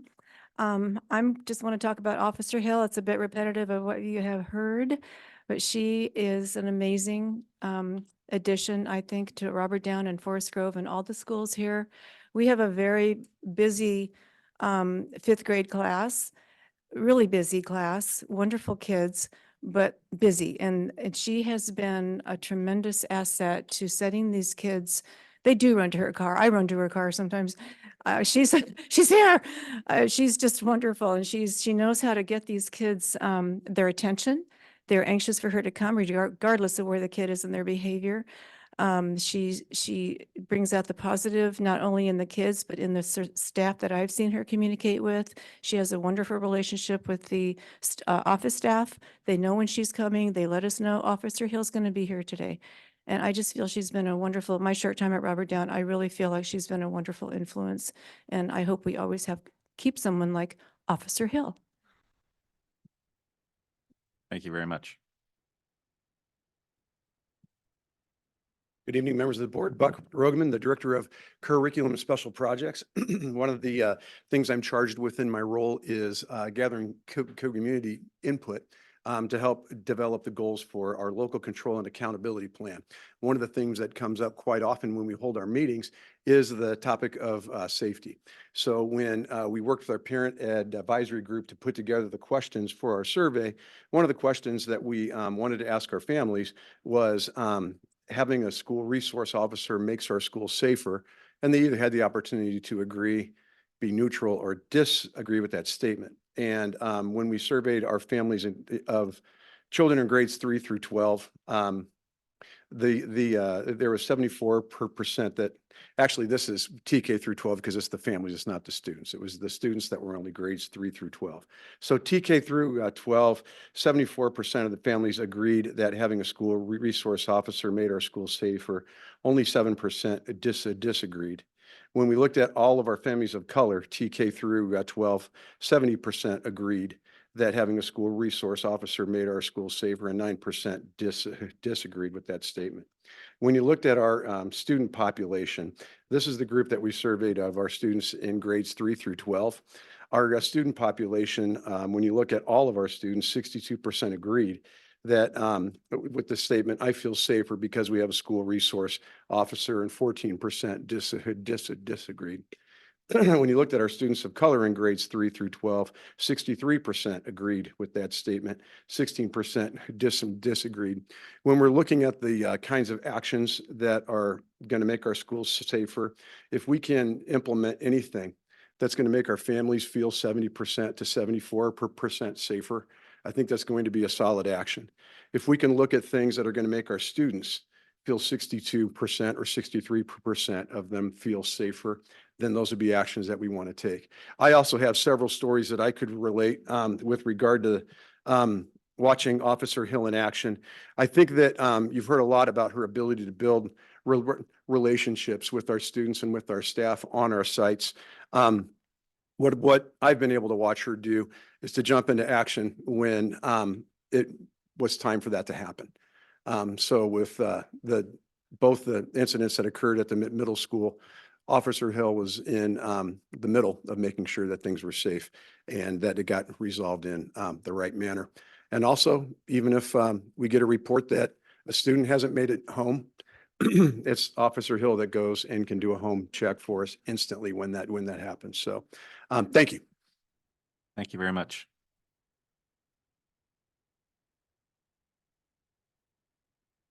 At the risk of, sorry, good evening, Abby Arbin, principal at Forest Grove. At the risk of being redundant, I just want to say that my job would be so much harder without Andrea. From just thinking about today, she was standing at the gates and we knew that we may have had just a student that needed to see her face this morning. She showed up. They had an amazing day today. But in addition to that, I had 300 kids walk through the gate that probably gave her fist bumps. She is always smiling from ear to ear, just as she is now. And like Buck said, when there is a contentious situation that starts, if I have a student who is having one of the roughest days and we are at odds, even with our training, she will come in when the student is at the height of anxiety and they're not afraid to see her. In fact, she actually calms them down and helps them to feel at peace. And then we're able to move forward in a positive way with that student. But I can't imagine doing all of these things without Andrea.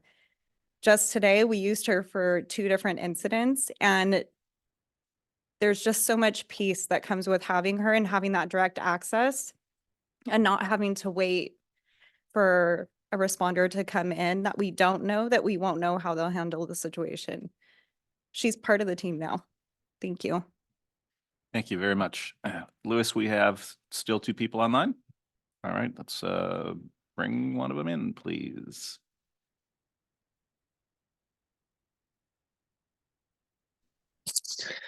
Hi, can you hear me?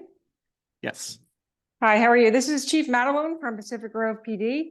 I would like to thank Commander Anderson for doing the presentation tonight. And I'd just like to say I couldn't be prouder of Officer Hill.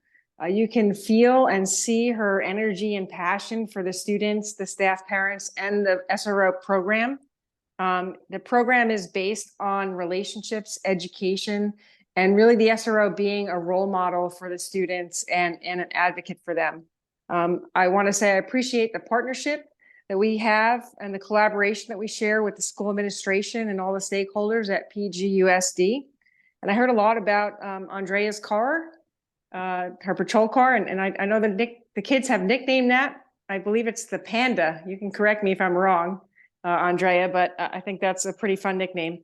And I'll just say, I'll end on, one of my days was recently brightened when I received a text from a parent of a student at school, and I won't identify the student, but I'll just say what the student said was that, let me grab that up and read that for you, that when she was dropped off by her parent, she told her parent that Officer Hill, she could tell Officer Hill by the look in her face that she is the best peace officer she has ever known. So I'll end with that. I want to thank Dr. Adamson for allowing us to present tonight. And again, thank you, Commander Anderson. Thank you very much, Lewis. We still have one more person online. Oh, Principal Roach. All right, good evening, everyone. Sean Roach, proud principal of Pacific Grove Middle School. And in my 11 years with the district, we've had some really good school resource officers, but Officer Hill is absolutely the best that we've ever had. She embodies the connection and the partnership that I think every community kind of strives for. For the kids, for the staff, she makes law enforcement human and caring, approachable and safe. I adore her. My kids adore her. It's always fun to have her on campus, and she's just a positive energy. And it really is important for our kids to understand that law enforcement is a partner and not somebody you should be scared of. So kudos to you, Officer Hill, and I think you're the best. Thanks. Thank you very much, Principal Roach. Lewis, anybody else online? Anybody jumped in? Any other members of the public in the room that would like to speak to this? Otherwise, let's go to the board. And I'd like to start with Student Rep DiMaggio, if you have any thoughts or comments. Yeah, Officer Hill is so awesome. Just having a really just friendly police officer on campus, getting rid of that stigmatization around police officers is really great. And she makes such a great connection with all the students. Everyone loves her. She's awesome. Right, thank you. Trustee Swanson, let's start on that end and work our way back. Okay. I have kind of a lengthy comment that's two-pronged. So, Officer Hill, it was my student who said that it's her face that makes you the best, peace officer. She calls you a peace officer. So thank you, Chief Kathy, for being confidential, but I blew your cover. So now you know which parent and which student it is. I remember meeting Officer Hill early on, and she mentioned that she was passionate about community policing. And I see it as she's passionate about community engaged policing. So she's not out there to police the community. She's out there to kind of bring everyone in.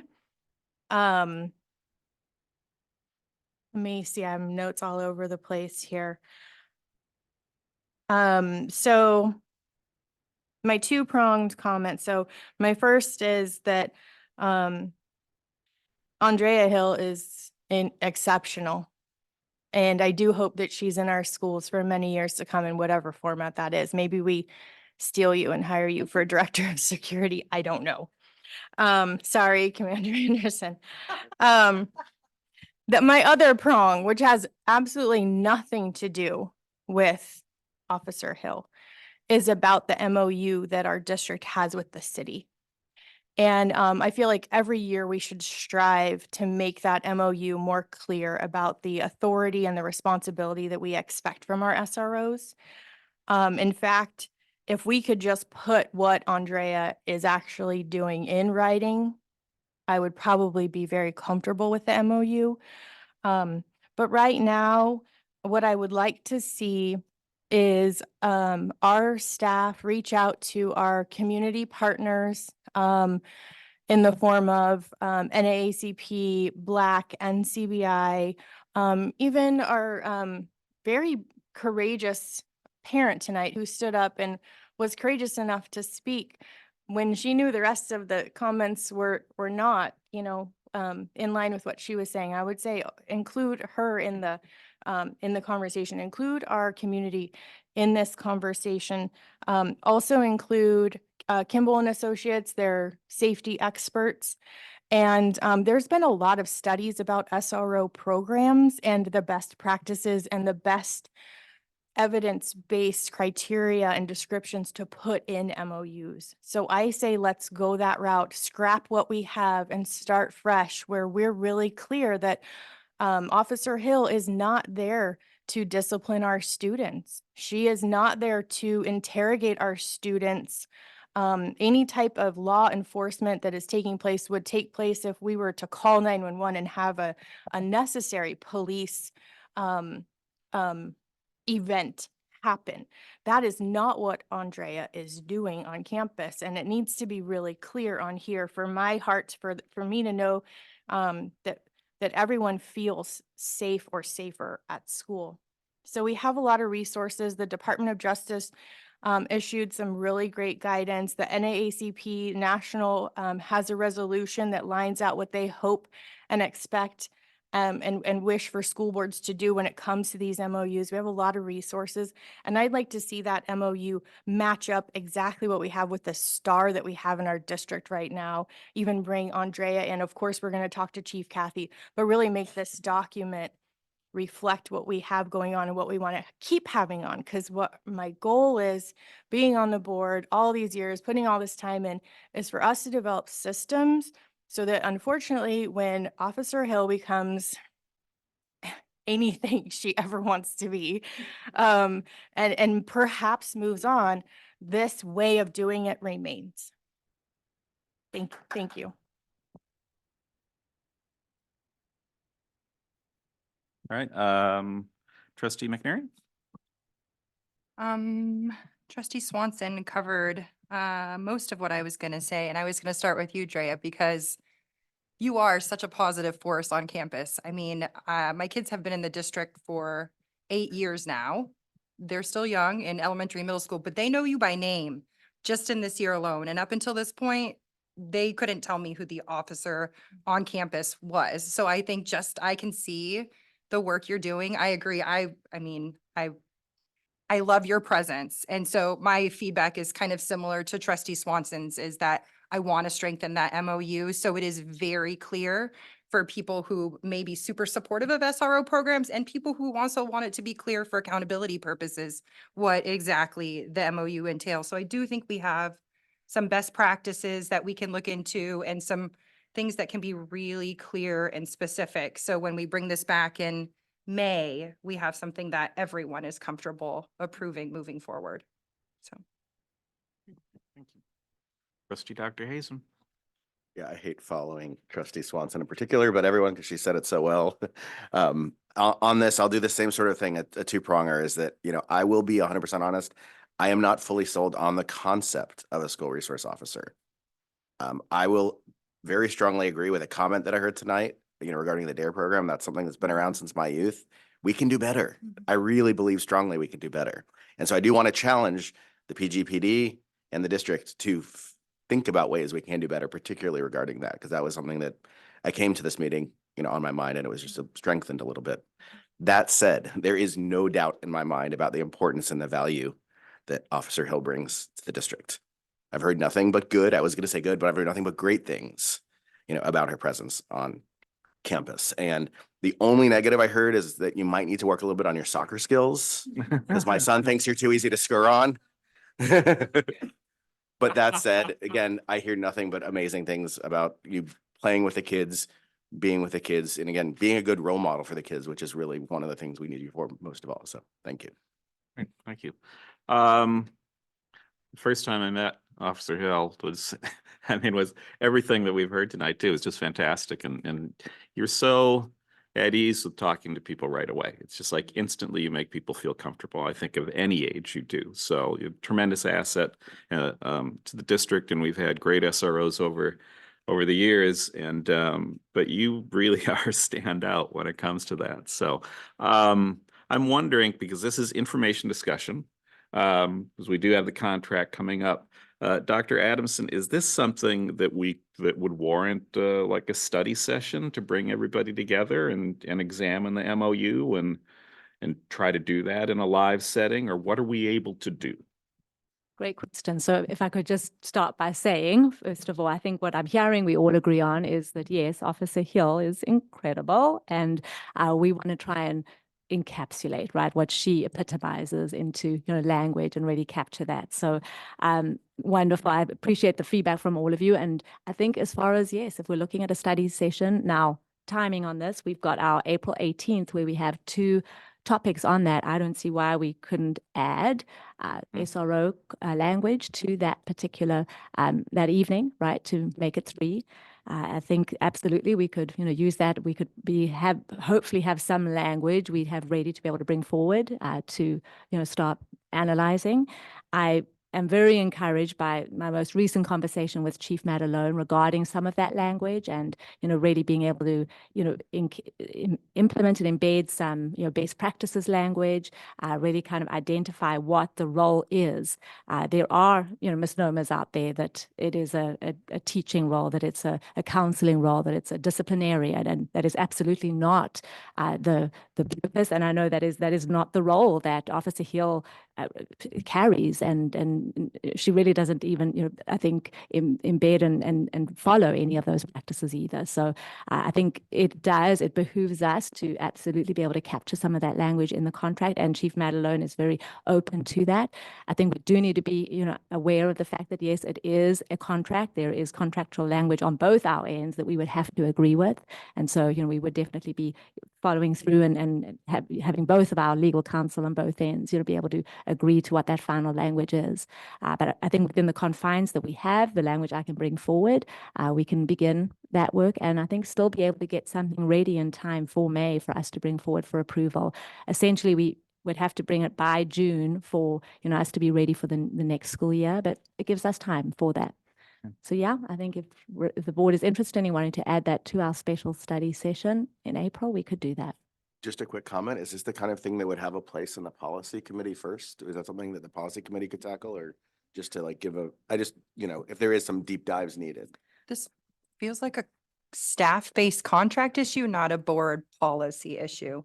And I don't think we'd have it necessarily ready in time for Oh, the good call. policy meeting either. So this just gives us a bit more time on that end, right? Yeah.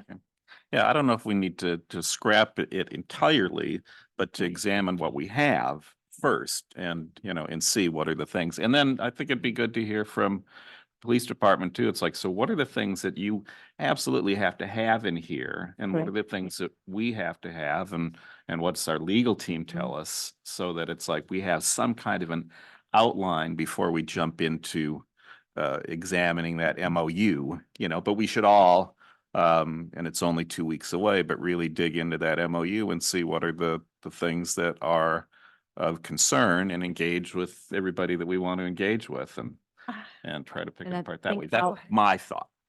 I have an idea Yeah. that may not be good. I'm wondering if we want to assign like an ad hoc committee.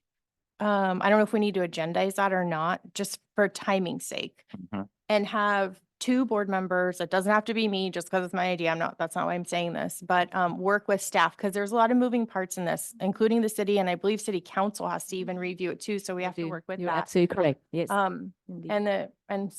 Because what I'm hearing is that we actually are kind of asking for DARE program to have kind of not necessarily a request for proposal go out, but to have staff have time to investigate other programs.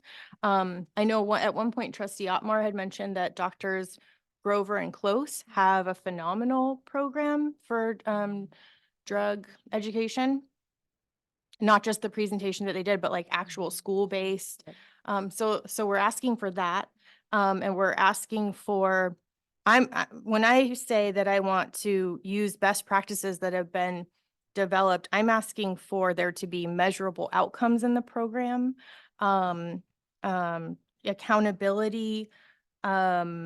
So that's just going to take time. So I don't want to say that I don't want a special study session, Brian, because I love that that's where you were going with that. Like to hear that. In 9 years, I've never heard you say that. So I don't want to say no to it. But I do think in the interest of time for the next school year, because every year we can do a little bit better on this. Because more information, more studies come out. So where we are right now, our MOU is pretty far away from best practices. So that's where I am. Is I would just, my individual direction to the board, to the staff would be find a new program for DARE, or validate and prove to us that it's the best one for our students. So sorry, you guys. So DARE, number 1, and MOU wording, number 2, but to happen before the next school year. In whatever form, staff, if they want to do study session, great. If they think it needs to come partially to policy, great idea, Elliot. I don't, whatever you guys need from us to roll this out for the next school year. So we keep Officer Hill handcuffed to our, see what I did there, to our schools if we can. Yeah, that's what I would say. All right. So how do we do Yeah, that? no. Well, I think I just need agreement from everyone that that's the direction you would like. And, I will take it forward with staff, but also with our partners. I know that Black will be very, is very involved, and Derek Williams has already indicated an interest in being able to start working on some of that language with us, and even involving, our SRO once we get to that point in, our whole cultural proficiency plan and implementation plan there as well. So yeah, if that's the direction, we will move forward, and I'll give you updates, probably throughout the next 2 weeks as to whether we have something ready for the study session. If it's going to take a little longer than that, then, I'll let you know that as well. Okay. And do you want 2 board members to help, or would you prefer that we stay as one unit and we see it all at the same time? I'm fine with either. And whatever the board wants to. I think, Dr. Adamson, I know I've provided you with some information from the have. Department of Justice on best correct. practices for Yep. creating MOUs. So She doesn't need any board member. I don't think I think it would I love the behoove fact us that to you're stay offering out of that, the yes. staff end of the process and then. Yeah. And I'm then fine we with that. can give feedback when it comes to us. I like that, absolutely. Yes, let's do Okay. that. Yeah. Mhm. Okay. All okay. Yeah. And You if don't you need need us. further information or I'll samples or absolutely- anything else, Yes, happy to be a indeed. resource. Thank you. Okay. Yeah. Right. Board, we okay then? Really okay. Commander Thank you so Anderson much. and Thank you. Officer Hill, thank you again so much for being here and for being such a great part of the community overall. Thank you. Right. All right, so the next item, if you weren't here at 4 o'clock, has been kicked to a later meeting. So we're now moving on to a public hearing related to textbooks. I'm just going to read the whole thing here. And public hearing pursuant to Education Code 60119 and 60422, the district's governing board will hold a public hearing on the proposed adoption of the following 3 textbooks for the Pacific Grove High School. And they are in the lobby, I think. So, and they have been for a long time. These particular books are Whole is Essential of Human Anatomy and Physiology, High School 2nd Edition, National Geographic, American Government. I don't even know how to pronounce that word. How do you pronounce CEN? Cengage? Yes, Cengage. Well done. Cengage. All right, I'm learning tonight. 2022 and AP Government and Politics, American Government, Stories of a Nation. And let's open this public hearing at April 4, 8:41 p.m. Trustees, I'm having a bit of a flashback to my own high school career. I feel like I'm walking out of school with, you know, a nice stack of textbooks for homework, only I get to help make the purchase of them so others can do that homework and learn. This is really an exciting part of the job for our department. One of the things we love to do is to support our teachers and put in their hands the best tools that we possibly can to provide incredible educational experiences for our children. And one of the things that makes it hard to do that is when the textbooks are well over a decade old, especially when they're covering things like American government and politics, as well as anatomy and physiology. So what you have before you here this evening is the public hearing to discuss the 3 textbooks that we would like to purchase for the high school for the following year. The first one is Welsh Hole's Essentials of Anatomy and Physiology 2021 2E with a lab manual, the National Geographic American Government from Cengage Learning, Inc., and AP Government and Politics, American Government Stories of a Nation, BFW Publishers 2021. In the board packet, you are going to see a summary of the adoption process. One of the things that happens at the high school is the entire department is involved in the review of the textbooks that they consider for adoption, just because you never know exactly who from the department is going to wind up teaching the class. Typically, it is a teacher that repeats that assignment, but there is never a guarantee that that is going to be the case. Sometimes a course is a singleton, and we need one person to teach that class for a particular year. So thus, the entire department reviews the textbooks. What you see summarized are the findings and the rationale for choosing the textbooks that are before you today. We typically have brought back some student feedback that's not present for the public hearing. If the board wishes, we can do that when the books come before you for approval on May 6th. However, we do have the textbooks available here. They have already gone on display in the foyer of the district office. And the anatomy and physiology was a little bit tricky to get student feedback because it's one of the courses that's going to be taught every other year at the high school. It is going to alternate with the marine sciences class. We'll probably be bringing that textbook forward for adoption next year. And there's going to be a 2024 version of that coming out. So the timing is going to be pretty good on that one. This is also one of those opportunities that we can use some of the one-time funding that we have in order to purchase textbooks so that we can not put the entire burden on the general fund, but we could use some of those restricted resources within the budget in order to help us make the purchase. So the American Government book that we've chosen is from the publisher National Geographic. And I know that the trustees remember when we presented last year the U.S. history adoption that we did. And it's by the same publishing company.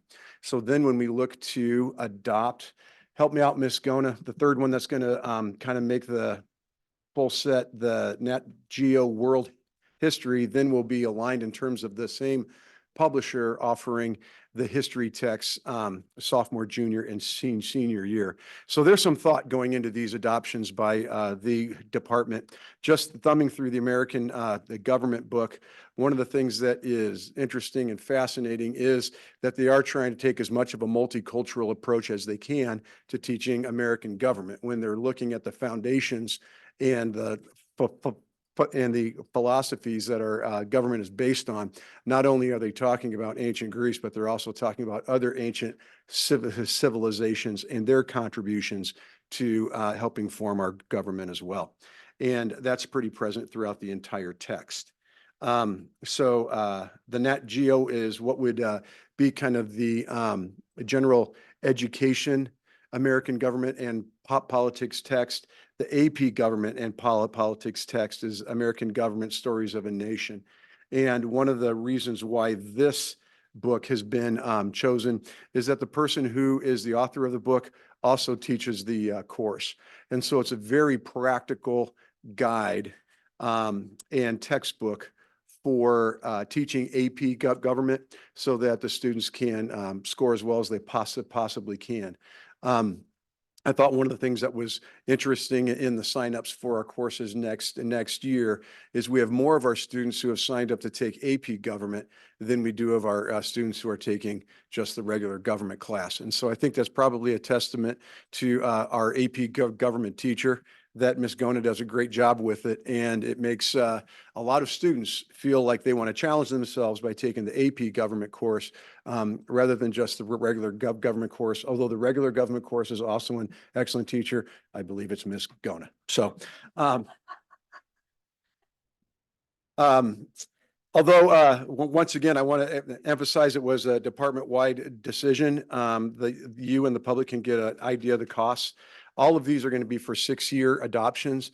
And the 6-year adoption isn't so much about the textbook, it's more about the online resources and having them active for the 6 years that we're going to have that adoption.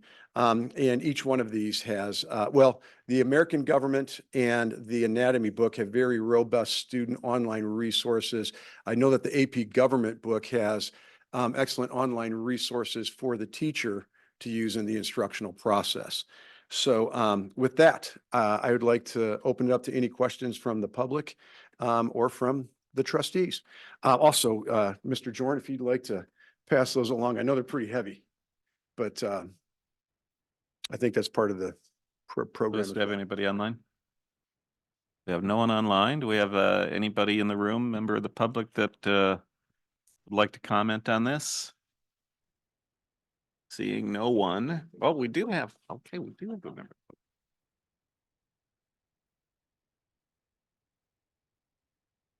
Good evening, Laura Leona, the Gov teacher.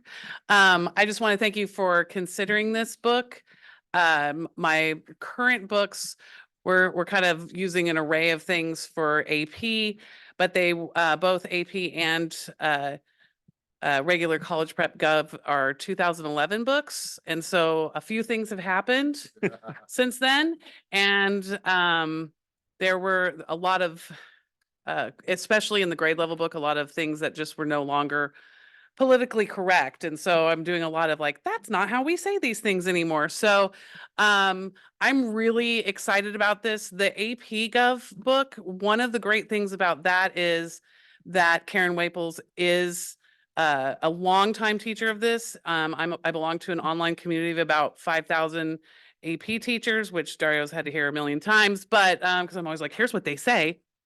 But this hands down is the book that is recommended.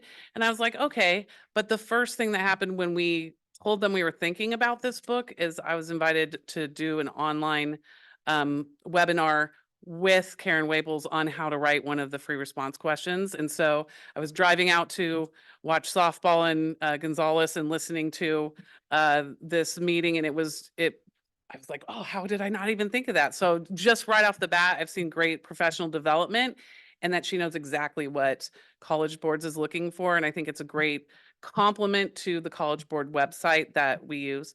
The regular Gov book, besides it being beautiful, I mean, textbooks are not fun reading for most people. And, but it's just looking through it, because I do have seniors. So sometimes they don't read things, but they will look at the pictures. And I think that's just inviting. I've never seen a textbook, of all the textbooks I've looked at in government, I've never seen one that was so inclusive of so many different groups and movements that are going on today. So I really felt like I was opening it and there was something for every student without a line of bias, because that's really important to me. I always tell the kids, I don't care how they vote. I just care that they, or I shouldn't say it that way. I don't care who they vote for or how they vote on things, but I just want them to be informed voters and to actually vote. So, and then we thought it would be really great if we could align the textbooks so that they're really well aware of how to use the online text, what kind of tests come with it, what the questions are like, so that there's that continuity going from freshman year through senior year. And then just a last little piece, Dario's part of this group. We're going to be, the leadership class is going to be doing in conjunction with the Monterey County elections. We're going to be holding a voter registration drive at the end of this month in a competition with local high schools, and getting our students all signed up, those that are 16 and older, because they can pre-register. So I'm really excited that we are looking at Gov, and that I get to get into this decade and not need to make so many comments in class. They can read it in class. So thank you. Thank you very much. Any other public comment from the room? And nobody's jumped online, Lewis? Okay. So, board members, around, anybody with a comment they'd like to share or question? Do you prefer that we do that during the public hearing, or do you want us to discuss? I during have the a next question one? on what exactly I'm supposed to actually do here. I So what's the procedure? think what we used to do, if you want to know. I'd like to know. You want to know? Do we close What- public hearing and then go to board comments? Yeah, what we used to do was keep it separate, so just public Okay. hearing. All right, and then- so I'm going to close. It is 8:52 and closing the public hearing. And now we'll move to board comments. And I'm not going to ask anybody in particular, just if he has something, start talking. Are we voting on this tonight, or is it an information only item? Okay. Yep. Okay, I don't have any questions. Thank you for all the information and for the helpful insight from Ms. Gaona. Absolutely. Mhm, that is helpful. I've got nothing. I'll just say quickly, I wish we could buy new textbooks every year. I know that'd be a lot of work, but Yeah. it's really nice to see these updates. 2011, that's crazy to me, but I understand. Interesting that you say that. We're trying to put together the plan so that we do update textbooks every year. It's not going to be the same ones, clearly, but if we get on, a 7 to 8 year rotation, then if you buy books a little bit at a time, you're not stuck trying to buy all the books at once. Yeah, so. Just Student Rep DiMaggio, anything you would like to add? Yeah, the new book just looks great. Our ones are definitely like falling apart. Like my textbook, it's a little frayed on the edges, and like the text is really like compact, and that new textbook just looks really fresh and just up to date. Trustee Dario, I'm glad you brought that up. That was one of the things I would do in the past, is bring in a rumpled copy of a textbook and pass that around to demonstrate the need. But I think our trustees get the idea that after 10 years, there's some wear and tear. Yeah. I do like that idea of a system. Do we want to maybe make a policy on that? Should we bring that to the policy committee? Or we can at least review our existing textbook policy and see what it says? And I would recommend we start with reviewing what our current policy says, and we could actually bring that to the next policy meeting. No, we couldn't. No, I'm stepping, soon? saying out of tune. But I do think, yes, at a future meeting, we can bring it forward and review it. Absolutely. I'll make Yeah. a note. I have a policy post-it going somewhere. I have a little short comment. I just appreciate that we're making sure that our textbooks are have an aspect of belonging and inclusion in them. And it sounds like that is a big part of your process. It is that, So- it's whenever, a department comes to me and, says that they want to adopt a book, that's one of the things that we talk about is making sure that, it's going to represent the values that we have as a district, especially in terms of multicultural representation. And we want our students to be able to see themselves in the text. So, Thank you. yeah, for sure.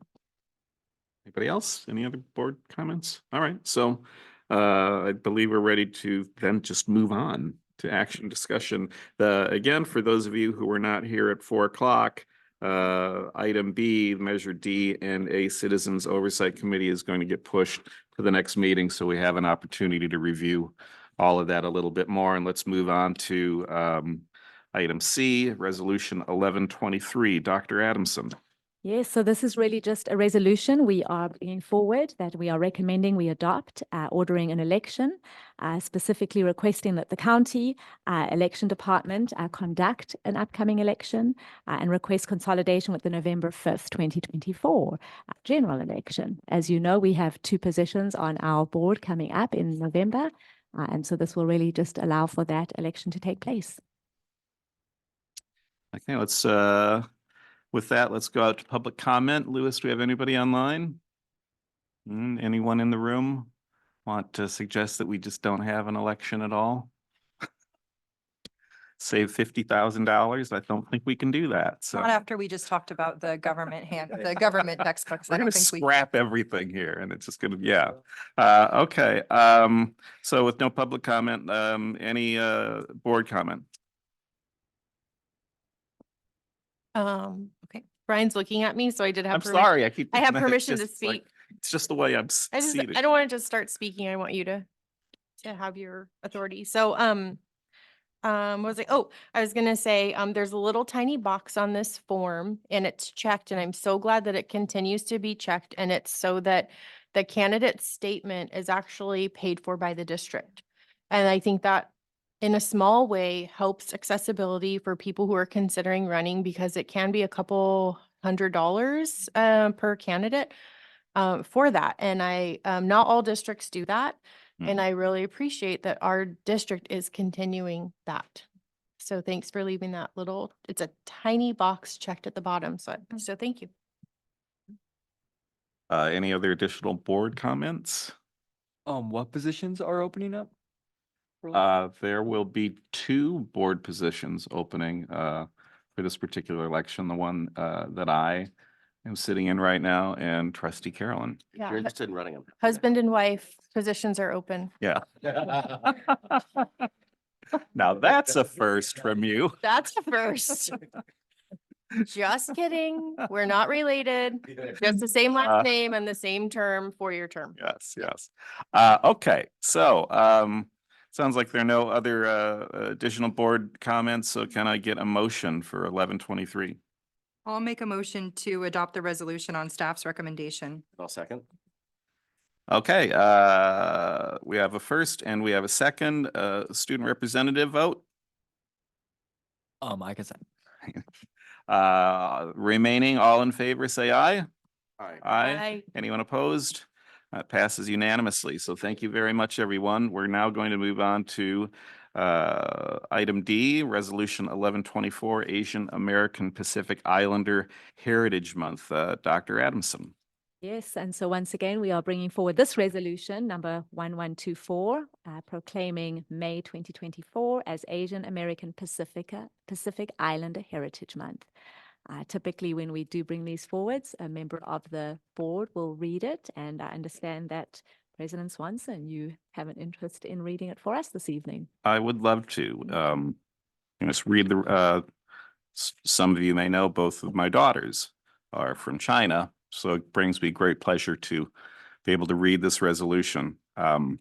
This resolution number 1124, proclaiming May 2024 as Asian American Pacific Islander Heritage Month, whereas Asian American and Pacific Islander Heritage Month, AAPI Heritage Month, is an annual celebration that recognizes the historical and cultural contributions of individuals and groups of Asian and Pacific Islander descent to the United States. And whereas the Asian American and Pacific Islander community is an inherently diverse population composed of more than 45 distinct ethnicities and more than 100 language dialects.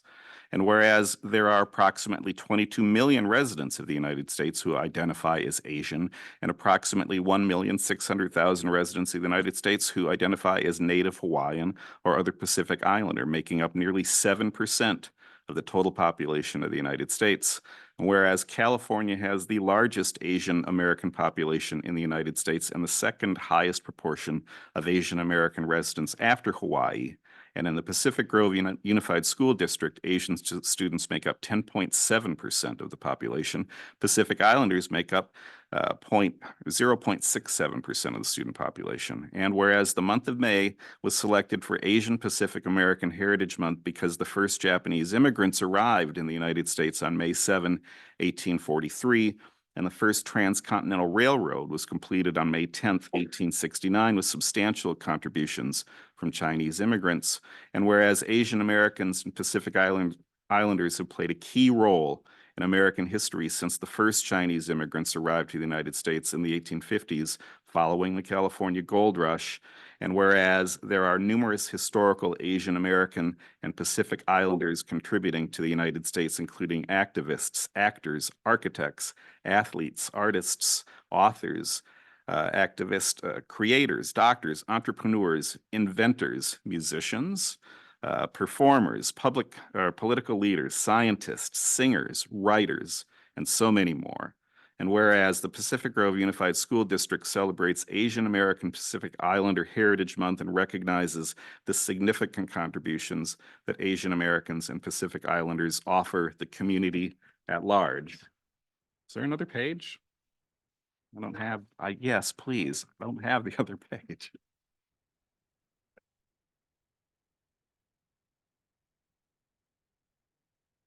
Now, therefore, be it resolved that the Pacific Grove Unified School District Board of Education hereby declares May 24 as Asian American Pacific Islander Heritage Month in the Pacific Grove Unified School District. We urge all community members to join us in recognizing Asian Americans and Pacific Islanders. So there is the resolution. So going out to public comment on this particular item. Do we have anybody online, Lewis? Okay. Do we have anybody in the room care to comment on this particular item? Okay. So knowing that, let's go to the board for any discussion on this. Thumbs up? Full support. Okay. So let's just look for a motion now. And I'm going to move.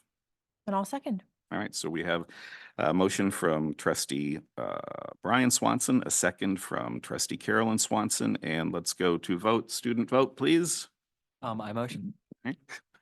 The remainder of the board, all in favor, say aye. Aye. Anyone opposed? Passes unanimously, so thank you very much for that.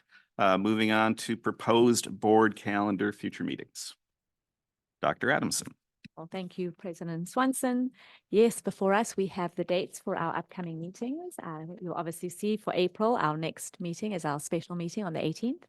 And really, we have listed for the remainder of, really after that, 3 more meetings for this school year.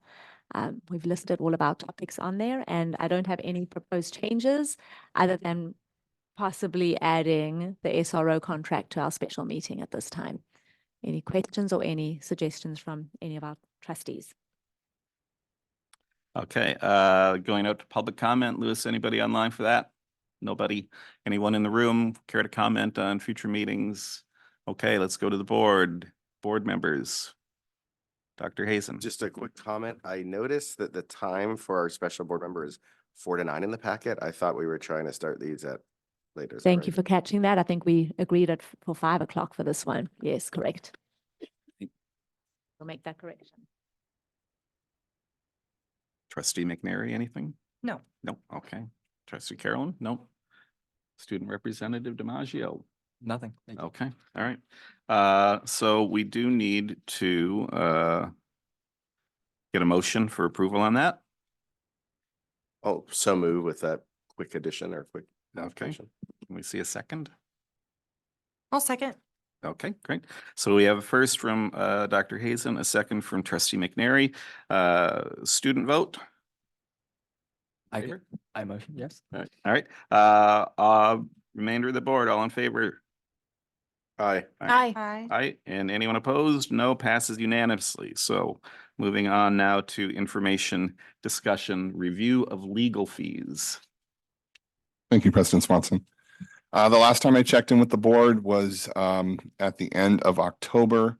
And July 1 through October, the district was at around $238,000 in legal fees for the fiscal year. Presenting you tonight with an update from 7/1 through the end of February. The district's tracking around 382,000. That's just under $144,000 difference between November and to date. Just to give you a quick review, summation of the last couple of years, the district over the course of each fiscal year, 2021, 22, around 316,000 for the entire year. And last year, 22, 23, just over 300,000, 308,000, 337. So with that, I'd like to open up for comments or questions. And again, that number you said we're at right now, is it 382? All right. Wow. Yeah, 382,638. And that is through February. Yeah.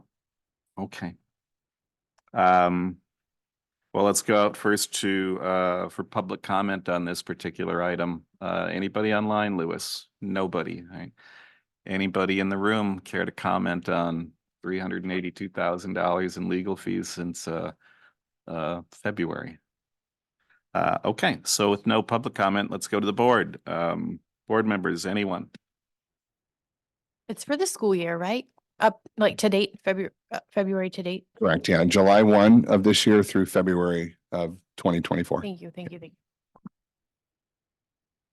Just quick note, this is, how does this compare to past year? It seems like we're up a bit, right? You said. Yeah. So the past 2 years, last year was around 308,000. The year prior was 316,000. Okay, so it's not too far off. I thought it was a little higher, so that's good.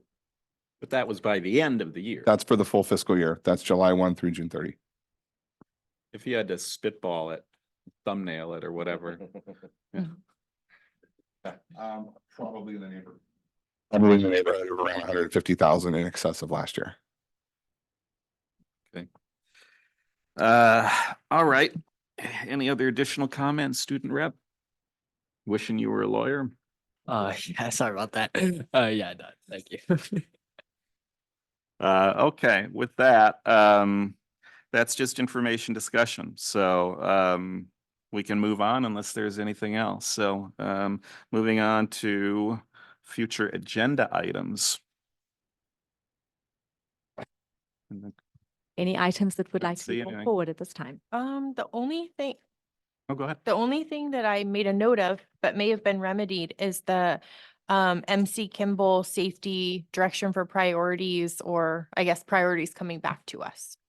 That was what I made a note of.